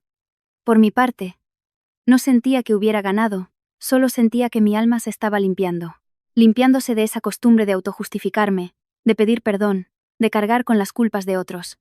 La gente dice que la astucia es para los de fuera. Pero si en casa tienes que ser astuto para sobrevivir, entonces eso ya no es un hogar. Apagué el ordenador y salí tarde de la oficina. Afuera, la lluvia había cesado. Solo quedaba el viento. Me puse el abrigo y fui al aparcamiento. En mi cabeza ya no resonaba la palabra largo, sino una frase clara. En la vida de una mujer, a veces hay que poner un punto y final, para empezar una nueva frase con dignidad. Esa noche, Madrid tenía un frío intenso, de esos que te hacen desear volver a casa a comer un plato caliente. Sin embargo, Marta se maquilló con esmero. Se perfumó con una fragancia fuerte y, de pie frente al espejo de la pequeña habitación de la pensión, intentó recrear una versión de sí misma como dama de sociedad. Llevaba un vestido ajustado y un abrigo de paño. Se volvió hacia Javier y le preguntó como si fuera lo más natural del mundo. ¿Dónde está la tarjeta? Voy a salir un rato. Mis amigas me han invitado a un cumpleaños. Javier, que se estaba masajeando la frente con los ojos enrojecidos de pasar el día lidiando con deudas, levantó la vista. Su voz era ronca. ¿Te das cuenta de dónde estamos? Esto es una pensión, no un chalet. Por eso mismo tengo que salir. Aquí me ahogo, replicó Marta con un mohín. Pásame algo de dinero y vuelvo enseguida. Javier soltó una risa corta y sin alegría. ¿Dinero? ¿Ahora me hablas de dinero? Carmen intervino de inmediato, con un tono que era a la vez una súplica y una orden. Venga. Javier. Dale algo. Es una chica. Tiene que ir bien arreglada para no sentirse mal. Un poco de ayuda en los malos momentos vale mucho. Javier se giró hacia su madre. Mamá. Deja ya la moralina. ¿No ves que está acostumbrada a este estilo de vida por culpa de alguien? Marta cogió su pequeño bolso y se echó el pelo hacia atrás. Solo voy un rato. Si no hay dinero pago con tarjeta. No exageres. Dicho esto, se fue, sin esperar respuesta. La puerta se cerró con un chasquido seco y frío. Javier se quedó en silencio. Carmen suspiró. Como alguien que ha perdido el poder pero quiere aparentar que todo está bien. No seas tan duro con tu hermana. Sois de la misma sangre, eso vale más que cualquier cosa. Javier no respondió. Solo se miró las manos, como si estuviera viendo algo que se le escapaba del control. Mientras tanto, Marta entró en un bar de moda en el centro, ruidoso y abarrotado, donde las luces de neón barrían los rostros de la gente. Entró con aire de superioridad, saludó a su grupo de amigos con una sonrisa radiante y dijo en voz alta para impresionar. ¿Cuánto tiempo sin vernos? Hoy la noche es nuestra. Sus amigos estaban acostumbrados al lujo y a las conversaciones sobre marcas. Marta pidió una ronda de bebidas, algo para picar y sonrió. Tranquilos. Invito yo. Cuando llegó la hora de pagar, el camarero trajo el datáfono. Marta le entregó la tarjeta con un gesto arrogante y un guiño. Cóbrate de aquí. La máquina pitó. La pantalla mostró transacción denegada. Marta se quedó helada, forzando una sonrisa. Ah. Será un error de la máquina. Pásala otra vez. El camarero la pasó una segunda y una tercera vez. Seguía denegada. Uno de sus amigos levantó la vista y dijo. Medio en broma. Medio en serio. Vaya. Con lo buena que parecía la tarjeta. ¿O es que hoy el banco no trabaja? El grupo se echó a reír. Marta, roja como un tomate, intentó mantener la compostura. Debe de ser el límite diario. Dejadme que haga una transferencia. Abrió la aplicación del banco, pero el saldo que apareció le paralizó las manos. Apagó rápidamente la pantalla y se volvió hacia el camarero. ¿Me dejas tu wifi? El camarero seguía siendo educado, pero su tono había cambiado. Señorita. Tiene que pagar ahora mismo. Marta empezó a ponerse nerviosa, buscando una salida con la mirada. Una amiga soltó un comentario ligero pero afilado como una aguja. Oye, Marta, ¿por qué no llamas a tu hermano o a tu cuñada para que te rescaten? Las risas volvieron a estallar. Esta vez sin alegría. Eran risas de burla. Marta se mordió el labio, clavándose las uñas en la palma de la mano. Llamó a Javier sin parar. Él contestó. Al oír la música, lo entendió todo. Gruñó. ¿Dónde estás? Marta habló deprisa, casi llorando. Javi, estoy atrapada. No me dejan salir. Ven, por favor. Javier se levantó de un salto. Carmen, que había oído algo, cogió un abrigo. Dios mío. ¿Qué le pasa? Ve rápido. Javier no tenía tiempo para discutir. Salió a la calle, al frío cortante, e hizo varias llamadas a su lista de contactos para pedir dinero. Algunos no contestaron, otros le dieron largas. Finalmente, tuvo que recurrir a un préstamo rápido, aceptando un interés altísimo, para reunir los 300 euros que costaba la cuenta del bar. Cuando Javier entró, las luces del local hicieron que su rostro pareciera aún más pálido. El camarero le entregó la cuenta. Javier miró la cifra. Sus labios temblaban. Marta estaba detrás de él, llorando pero intentando que no se le corriera el rímel. Javier pagó y la sacó a rastras. En cuanto salieron a la acera, el viento frío les golpeó la cara. Javier se giró bruscamente, su voz se quebró. ¿Lo ves? ¿Ves la humillación? Marta sollozó.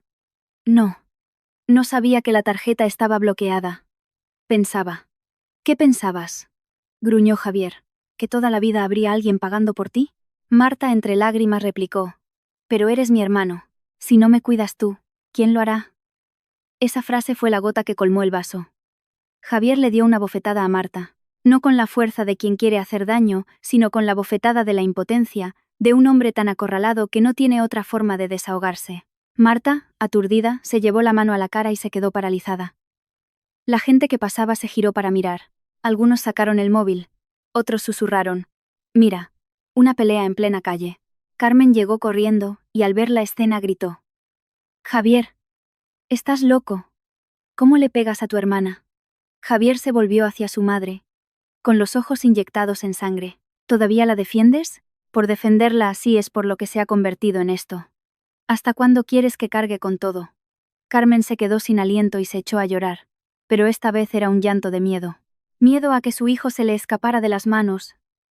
Miedo a que su prestigiosa familia dejara de existir. Yo no estaba allí, solo me enteré por un breve informe de Ramos sobre el préstamo rápido de Javier, y por un mensaje que circuló por algunos grupos. Una chica ha sido sacada a rastras de un bar por su hermano por no poder pagar. Lo leí y lo dejé pasar. La vida es así. Cuando una familia vive de las apariencias, al romperse, lo hace con estrépito. Más tarde esa noche, Javier llamó a otra persona. A Verónica. Pensó que todavía tenía un refugio. Pero la voz de Verónica al otro lado sonaba extraña. Ya no era dulce. Javier, estoy cansada. Arregla tus problemas tú solo. Javier se quedó helado. ¿Qué dices? ¿No entiendes lo mal que lo estoy pasando? Verónica soltó una risita fría. Lo entiendo. Pero no quiero verme involucrada. Esa frase cayó como una losa. Javier guardó silencio unos segundos y luego preguntó en voz baja, como quien sabe que está a punto de perderlo todo. ¿De verdad me dejas? Verónica no respondió directamente, solo dijo. Cuídate. No me llames más. Colgó. Javier, de pie en la pequeña habitación de la pensión, miró a su madre, miró a su hermana y se sintió perdido. Carmen abrazaba a Marta, que lloraba desconsoladamente. Javier se dejó caer en la silla de plástico, respirando con dificultad, como alguien que ha escapado de un incendio pero sigue cubierto de humo. Dejé el teléfono y me serví un vaso de agua tibia. No me alegraba de su sufrimiento. Solo veía con más claridad que, cuando el dinero desaparece, las relaciones que ya estaban desequilibradas se derrumban por sí solas. Y me recordé a mí misma un viejo dicho.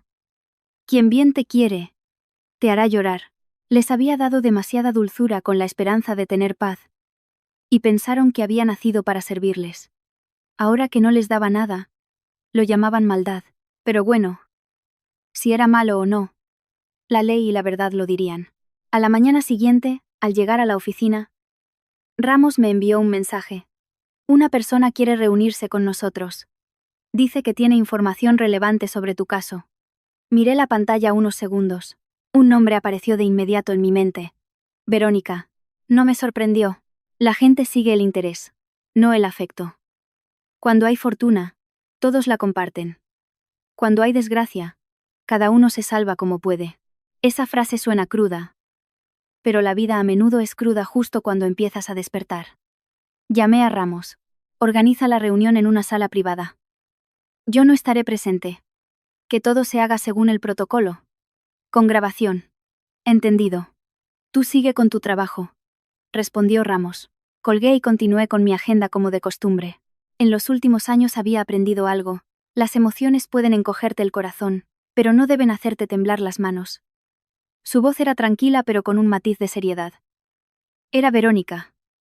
¿Cómo pensabas? Quiere vender pruebas. Pide 50.000 euros. Solté una risa amarga. 50.000 euros parece mucho.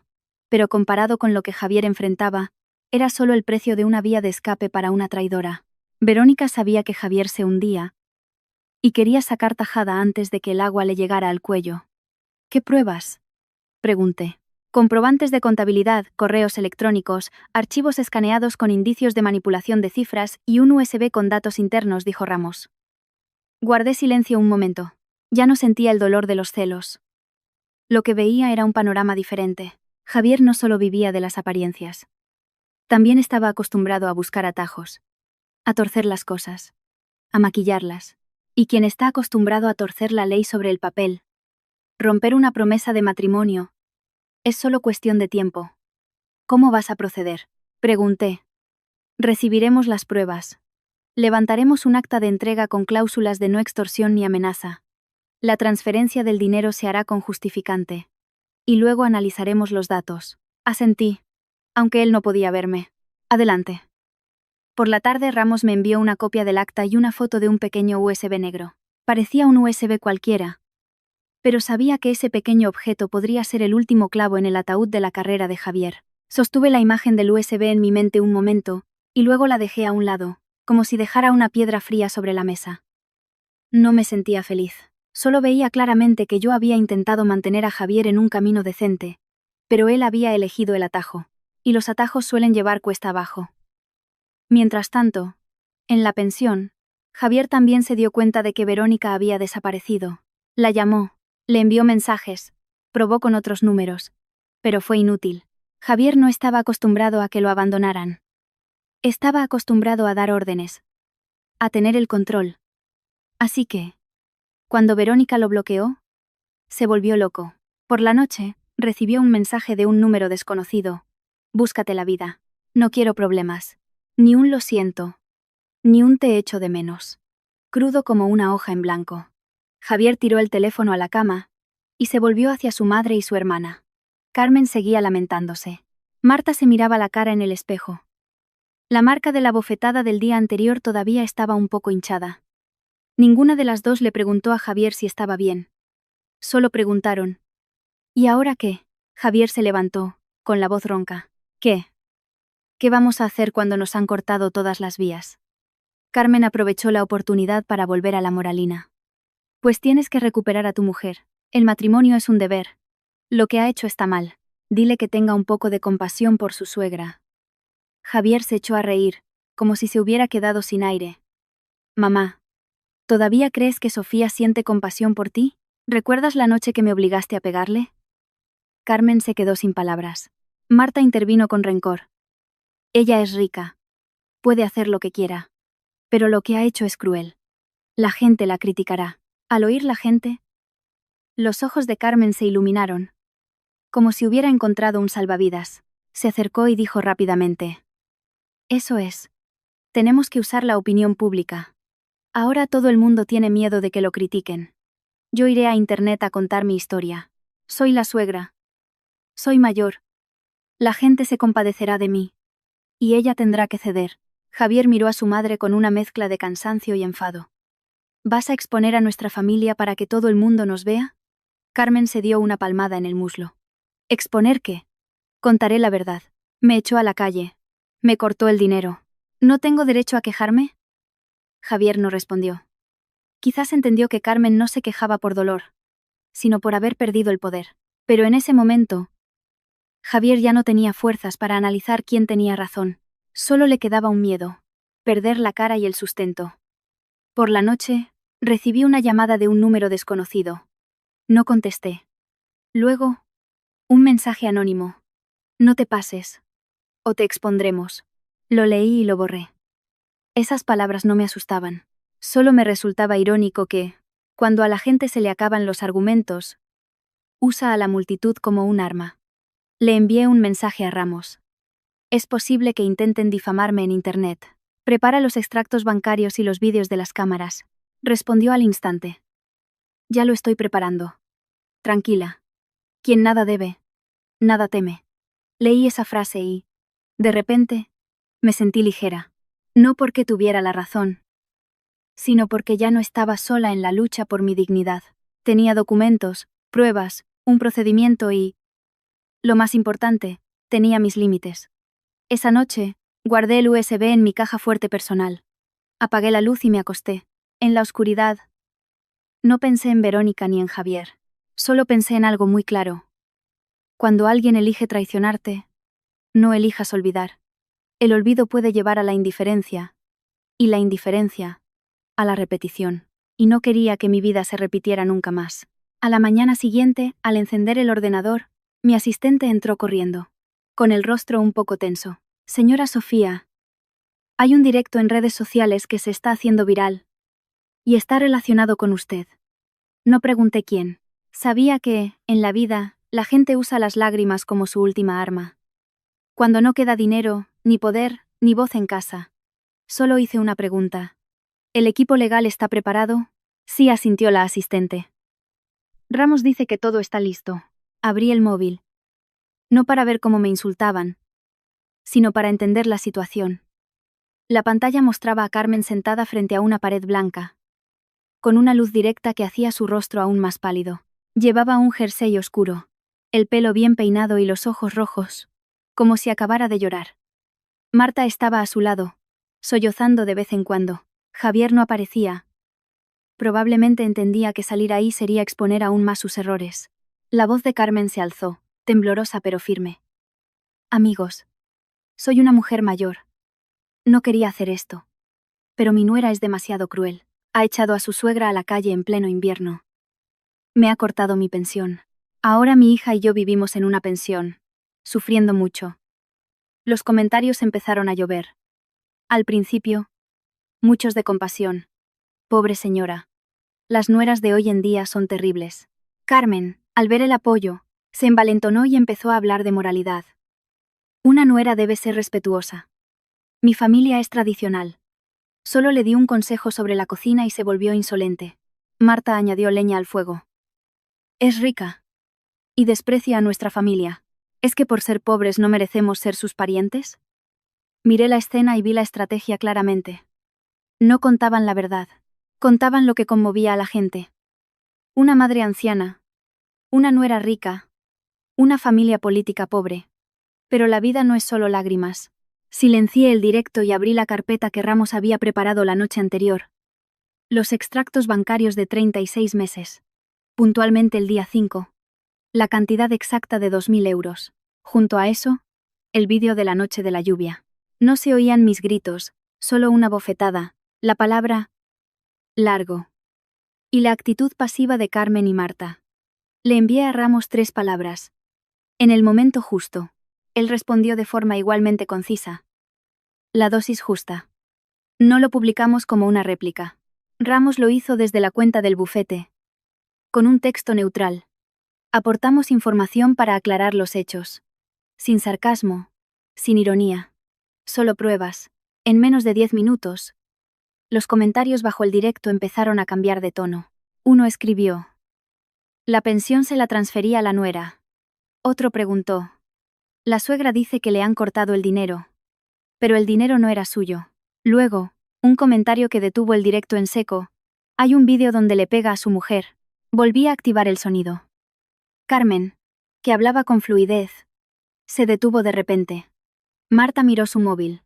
Con los ojos como platos. Era evidente que acababan de recibir el enlace, que se propagaba como la pólvora.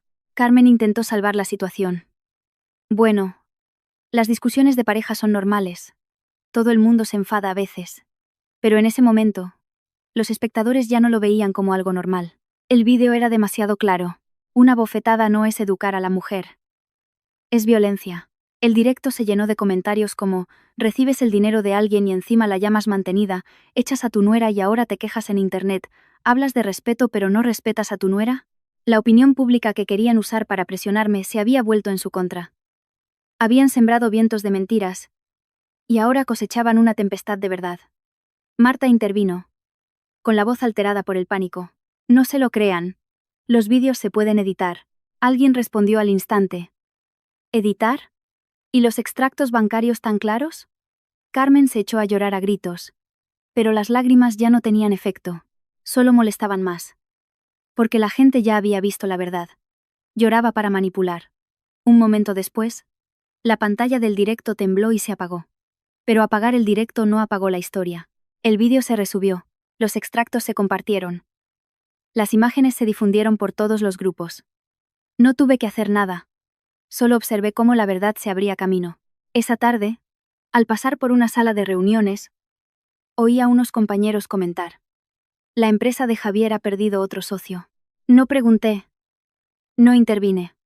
Es normal que los socios teman el riesgo moral y legal. Javier había creado su propio riesgo. Y yo solo había retirado mi mano del fuego. Por la noche, recibí un mensaje de Javier.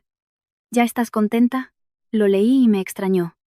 Seguía pensando que lo hacía por regodeo, cuando lo único que quería era recuperar mi dignidad. Quien siembra vientos, recoge tempestades. Y quien sufre no era yo, sino su falso orgullo. No respondí, no lo bloqueé. Lo dejé como otra prueba de su forma de ver la vida. Incluso equivocado, culpaba a los demás. A altas horas de la noche, Manuel llamó para informarme de algo. Javier ha vuelto a la urbanización. Ha estado un rato en la puerta y se ha ido. Guardé silencio unos segundos. No necesitaba ver esa imagen para entenderlo. Hay gente que solo echa de menos su casa cuando ya no tiene las llaves. Y hay gente que solo echa de menos a su mujer cuando ya no hay nadie limpiando su camino. Colgué. Me serví un vaso de agua y miré por la ventana. Madrid seguía fría. Pero yo ya no sentía frío por dentro. Entendí algo. Cuando dejas de ser el felpudo donde los demás se limpian los pies, se quejarán y te llamarán mala. Pero, buena o mala, mis límites debían mantenerse. Porque era lo único que me impediría volver a ser la Sofía de hace 3 años. Tras el giro de la opinión pública, la pensión se volvió tan agobiante como una caja.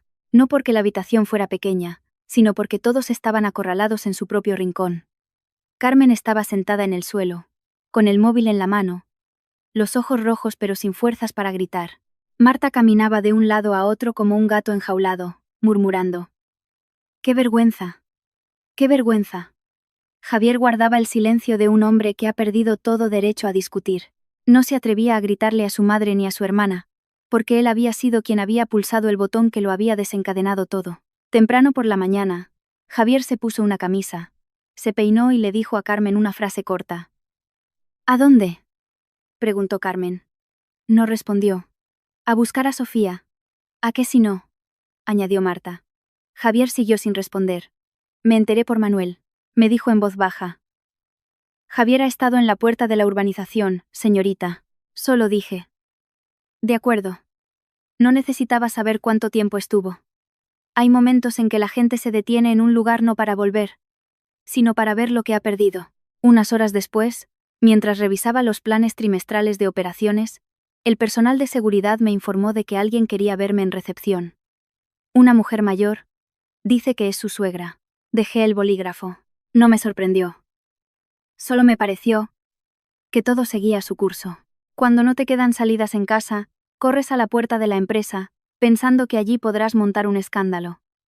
No bajé de inmediato. Llamé a Ramos. ¿Estás cerca?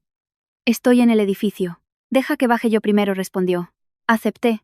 No por miedo, sino porque no quería que el encuentro se convirtiera en un drama emocional que al día siguiente fuera editado y presentado como la nuera rica que oprime a su suegra.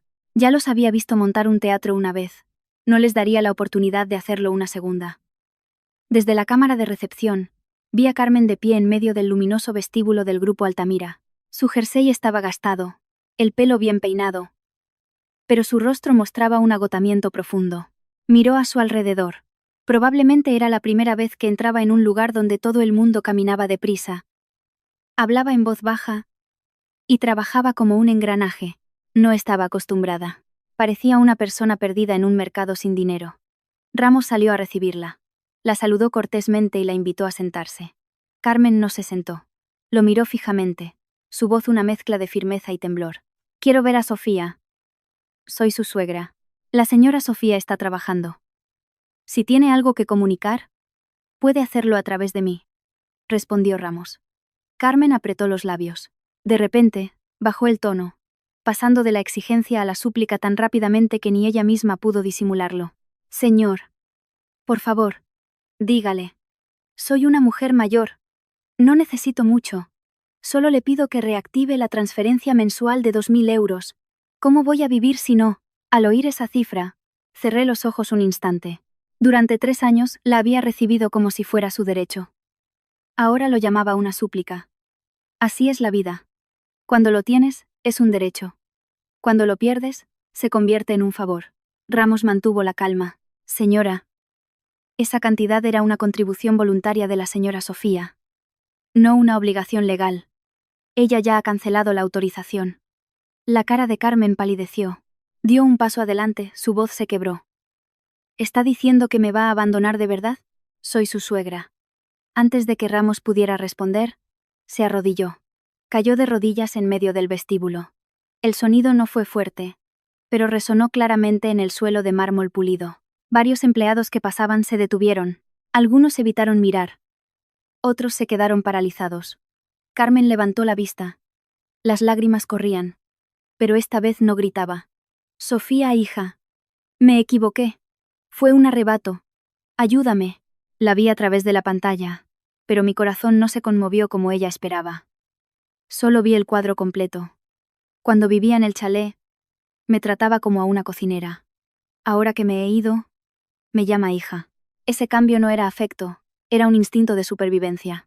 Le envié un mensaje a Ramos. Invítala a levantarse y a mantener el orden. Bajaré. Pero seré breve. Salí del ascensor y bajé a recepción. Sin prisas, sin esconderme.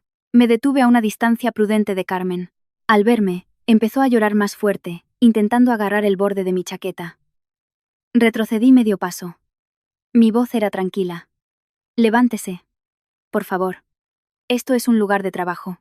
Hija. Estoy sufriendo mucho. Sé que me equivoqué, te lo ruego. Sollozó.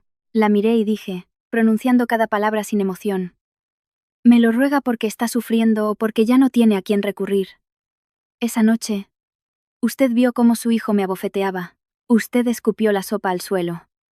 ¿En ese momento pensó que yo era una persona? Carmen se quedó helada. Las lágrimas seguían cayendo. Pero su mirada vacilaba. Como si la hubieran arrastrado de vuelta a la escena que quería olvidar. Continué, con el mismo tono. Le transferí dinero puntualmente. Salvé la cara de su hijo. A cambio, recibí una bofetada y un largo. No le debo nada. Pero el deber de una nuera, tartamudeó. La miré directamente a los ojos. El deber de una nuera no es una excusa para insultar la dignidad de otra persona. No soy un cajero automático. Dicho esto, asentí levemente a Ramos y al personal de seguridad. Por favor, ayúdenla a salir. No dejen que se quede en el suelo. Me di la vuelta y me fui, sin alargar la situación. No quería convertir mi firmeza en una humillación. Cuando las puertas del ascensor se cerraron, solté un largo suspiro, no de alivio por haber ganado, sino porque no me había dejado arrastrar por mi vieja costumbre. Ablandarme por unas lágrimas y volver a cargar con un peso que no me correspondía. El día que recibí la citación para la mediación, ya no sentí el corazón acelerado como antes. Solo una fría normalidad. Lo que tiene que resolverse, se resuelve. Me puse un traje sencillo, el pelo recogido, y llevé solo una carpeta. Ramos me había dicho: habla poco. Deja que hablen los papeles. La sala de mediación no era grande. Olía a aire acondicionado y a papel viejo. Javier ya estaba allí. Estaba sentado con la espalda recta, intentando mantener la calma. Pero sus manos se apretaban y se soltaban, como si estuviera conteniendo la tensión. A Carmen no le permitieron entrar, pero merodeaba por el pasillo, asomándose de vez en cuando. Marta también la acompañaba, con el rostro demacrado. Cuando entré, Javier se levantó. Su mirada me recorrió rápidamente, como si quisiera decir algo pero tuviera miedo. Ramos estrechó la mano del mediador y entregó los documentos. Todo según el protocolo. El mediador comenzó. Hoy les hemos convocado para tratar su divorcio y los asuntos relacionados. Hijos. Bienes. Obligaciones financieras. No tenemos hijos, dijo Javier de inmediato, como si lo hubiera ensayado. En cuanto a los bienes, solicito la división de la casa de la urbanización. Contribuí a ella durante el matrimonio. Miré a Javier sin sorprenderme. La gente lamenta perder muchas cosas, pero lo que más lamenta es aquello de lo que ha presumido. Quería recuperar esa casa para salvar lo que le quedaba de honor. Ramos abrió la carpeta y la dejó sobre la mesa. El sonido del papel contra la madera fue como un sello. Sobre la casa, es un bien privativo de la señora Sofía, donado antes del matrimonio. Está a su nombre, con un contrato de donación notariado y el registro de la propiedad en regla. He vivido allí, he contribuido a su mantenimiento. El mediador lo miró. Vivir en la propiedad no genera derechos de propiedad si se ha establecido como bien privativo y la documentación lo respalda. Javier se volvió hacia mí. Su voz casi un gruñido. ¿De verdad vas a ser tan cruel, Sofía? ¿Quieres dejarme en la calle? Tú me echaste a la calle primero, dije, lenta y claramente. Esa frase cayó en la sala como una losa. Javier se quedó sin palabras. Carmen. En el pasillo. Pareció oírlo. Nadie puede seguir hablando de moral cuando la verdad es tan directa. Javier cambió de táctica, recurriendo a las emociones. Hemos vivido juntos, Sofía. No puedes negar mi esfuerzo. Yo trabajaba, me ocupaba de la empresa. Todo por la familia. Ramos, sin discutir, presentó otro fajo de papeles. Aquí están las pruebas de las transferencias regulares de la señora Sofía para los gastos familiares. Además, la señora Sofía tiene pruebas de violencia doméstica. ¿Qué pruebas? Saltó Javier. Ramos abrió su portátil y, sin sonido, le mostró al mediador el vídeo de la cámara de seguridad. Yo no miré. Ya lo había visto suficiente. Pero vi cómo Javier palidecía. La palidez de quien sabe que no puede negarlo. El mediador le advirtió. La violencia doméstica es un factor desfavorable en un proceso de divorcio. Ese día, estaba enfadado. Lo siento, tartamudeó Javier. Pero aún quedaba más. Ramos puso sobre la mesa otra copia. Además de la violencia, la señora Sofía tiene pruebas de la infidelidad del señor Javier. Aquí están las evidencias. En ese momento, Javier ya no me miró. Miró la mesa como si viera una grieta irreparable. En ese instante, no sentí regocijo, solo cansancio. Un matrimonio que tiene que resolverse con pruebas ya ha perdido todo su significado. El mediador pasó a las obligaciones financieras. ¿Tienen alguna deuda en común? No, dijo Javier rápidamente. Las deudas son de mi empresa, no tienen nada que ver con Sofía. Hay que aclarar el momento en que se contrajo la deuda, su propósito y si se utilizó para gastos familiares, dijo Ramos con calma. Si el señor Javier solicita la división de bienes gananciales, también debemos considerar las obligaciones comunes correspondientes. Vi a Javier dar un respingo. Ese gesto fue más sincero que cualquier palabra. Podía intentar quedarse con la casa, pero lo que más temía era arrastrarme a la montaña de deudas que él mismo había creado. El mediador le preguntó. ¿Solicita que se determinen las obligaciones comunes? Javier tragó saliva, con los labios secos. No lo solicito. Si el señor Javier insiste en solicitar la división de la casa, dijo Ramos mirándolo fijamente, tenemos derecho a pedir al tribunal que revise todas las obligaciones financieras contraídas durante el matrimonio, incluidos los préstamos y la documentación relacionada. Javier agitó la mano de inmediato, su voz se quebró. No. Retiro la solicitud de división de la casa. Esa frase salió más rápido que el grito con el que me había ordenado pedirle perdón a su madre. Entendí por qué. Para Javier, perder la casa era perder la cara, pero endeudarse era perder la vida. El mediador tomó nota. El señor Javier retira la solicitud de división de la casa. Las partes acuerdan el divorcio. No hay hijos en común ni disputas sobre bienes. Cada parte asume sus propias obligaciones financieras. Escuché cada palabra como si fuera una sentencia para el pasado. Javier ya no me miraba. Carmen, en el pasillo, empezó a llorar. Marta le susurraba. Mamá, ya basta. Cuando firmamos el acta, a Javier le temblaba la mano. Yo firmé sin dudar. Ramos recogió los documentos y asintió. Nos levantamos y nos fuimos. Al salir del juzgado, el viento frío me golpeó la cara. pero sentí que podía respirar mejor. Hay cosas que solo se pueden terminar poniéndolas sobre la mesa, si se esconden en la cocina, en el dormitorio, en la sumisión. Se pudren en silencio y apestan toda una vida. No miré hacia atrás, no por soberbia, sino porque entendí que mirar atrás no mejora el pasado, solo ralentiza el presente. Después de la mediación, pensé que todo se calmaría, como una olla de agua hirviendo que se retira del fuego. Pero la vida no funciona así. Hay errores que no terminan con una firma, sino cuando uno se enfrenta a las consecuencias reales. Una semana después, Ramos me citó en su despacho. Puso sobre la mesa un archivo delgado pero pesado como una roca.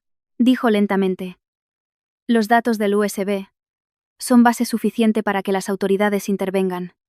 Hemos seguido el procedimiento.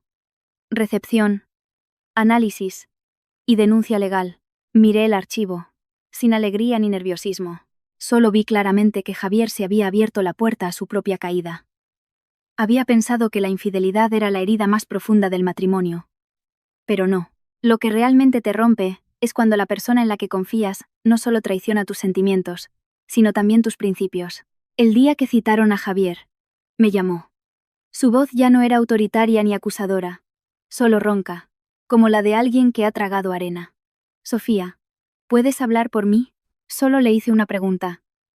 ¿Qué quieres que diga? Se quedó en silencio, porque sabía que no podía defender algo que no hice ni encubrir algo que él hizo deliberadamente. Solo respondí: asume tu responsabilidad. Yo no voy a intervenir. La llamada se cortó. Quizás estaba enfadado, quizás desesperado, pero ni la ira ni la desesperación podían cambiar la verdad. Quien siembra, recoge. Si el padre come uvas agrias, los dientes del hijo tendrán dentera. Y si uno mismo se equivoca, uno mismo paga las consecuencias. Poco después, la noticia sobre la empresa de Javier se extendió en el mundo de los negocios. Los antiguos socios lo evitaban, los bancos le cerraron el grifo, y los acreedores fueron a buscarlo a la pensión. Carmen, que antes se sentaba en un salón de lujo, ahora saltaba cada vez que oía llamar a la puerta. No presencié esas escenas. Solo escuché un breve relato de Manuel. El día que llegaron los acreedores, Carmen corría de un lado a otro con una bolsa, gritando al cielo, mientras Marta lloraba y maldecía la injusticia de la vida. La vida no es injusta, solo es justa a su manera. Quien vive a costa de los demás, se cae cuando esa persona se endereza. El día que se llevaron a Javier, Carmen se desplomó en el pasillo. No fue una actuación como la del vestíbulo de mi empresa. Fue una caída real. Marta abrazó a su madre, gritando el nombre de su hermano, pero los gritos no lo trajeron de vuelta. Solo se oyó el sonido de la puerta del coche al cerrarse, seco como la puerta del destino. No fui a verlo. No necesitar perdonar no significa que tenga que estar allí para ver cómo paga su precio.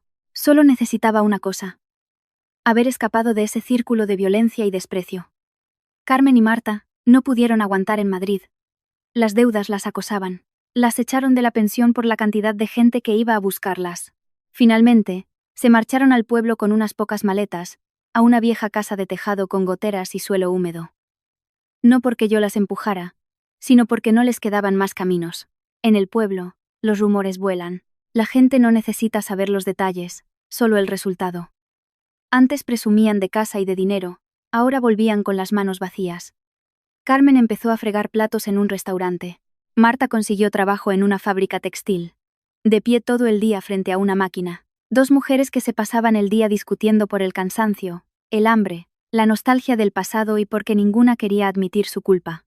Y yo, después del divorcio, seguí yendo a trabajar, a reuniones, firmando documentos como siempre. Alguien me preguntó en voz baja: ¿no te arrepientes? Solo sonreí. ¿Arrepentirme de haber dejado un lugar que me hacía daño? No. No. Solo lamento una cosa: haber aguantado tanto tiempo. Hasta el punto de que pensaron que aguantar era ser débil. 3 años después, estoy en el balcón de un apartamento con vistas al mar en Marbella, en la Costa del Sol. El cielo es azul, el viento salado, y las olas rompen con un ritmo constante, como la respiración. He creado una pequeña fundación para ayudar a mujeres emprendedoras, no para presumir, sino para destinar a un buen fin el dinero que antes transfería cada mes. Quiero que ese dinero apoye a quienes lo merecen, a quienes necesitan un empujón para levantarse, no a quienes usan la moral para oprimir a los demás. He aprendido una lección simple pero costosa. El amor debe ir de la mano de los límites. Quiere a los demás como a ti mismo. Pero para querer a alguien, primero tienes que quererte a ti.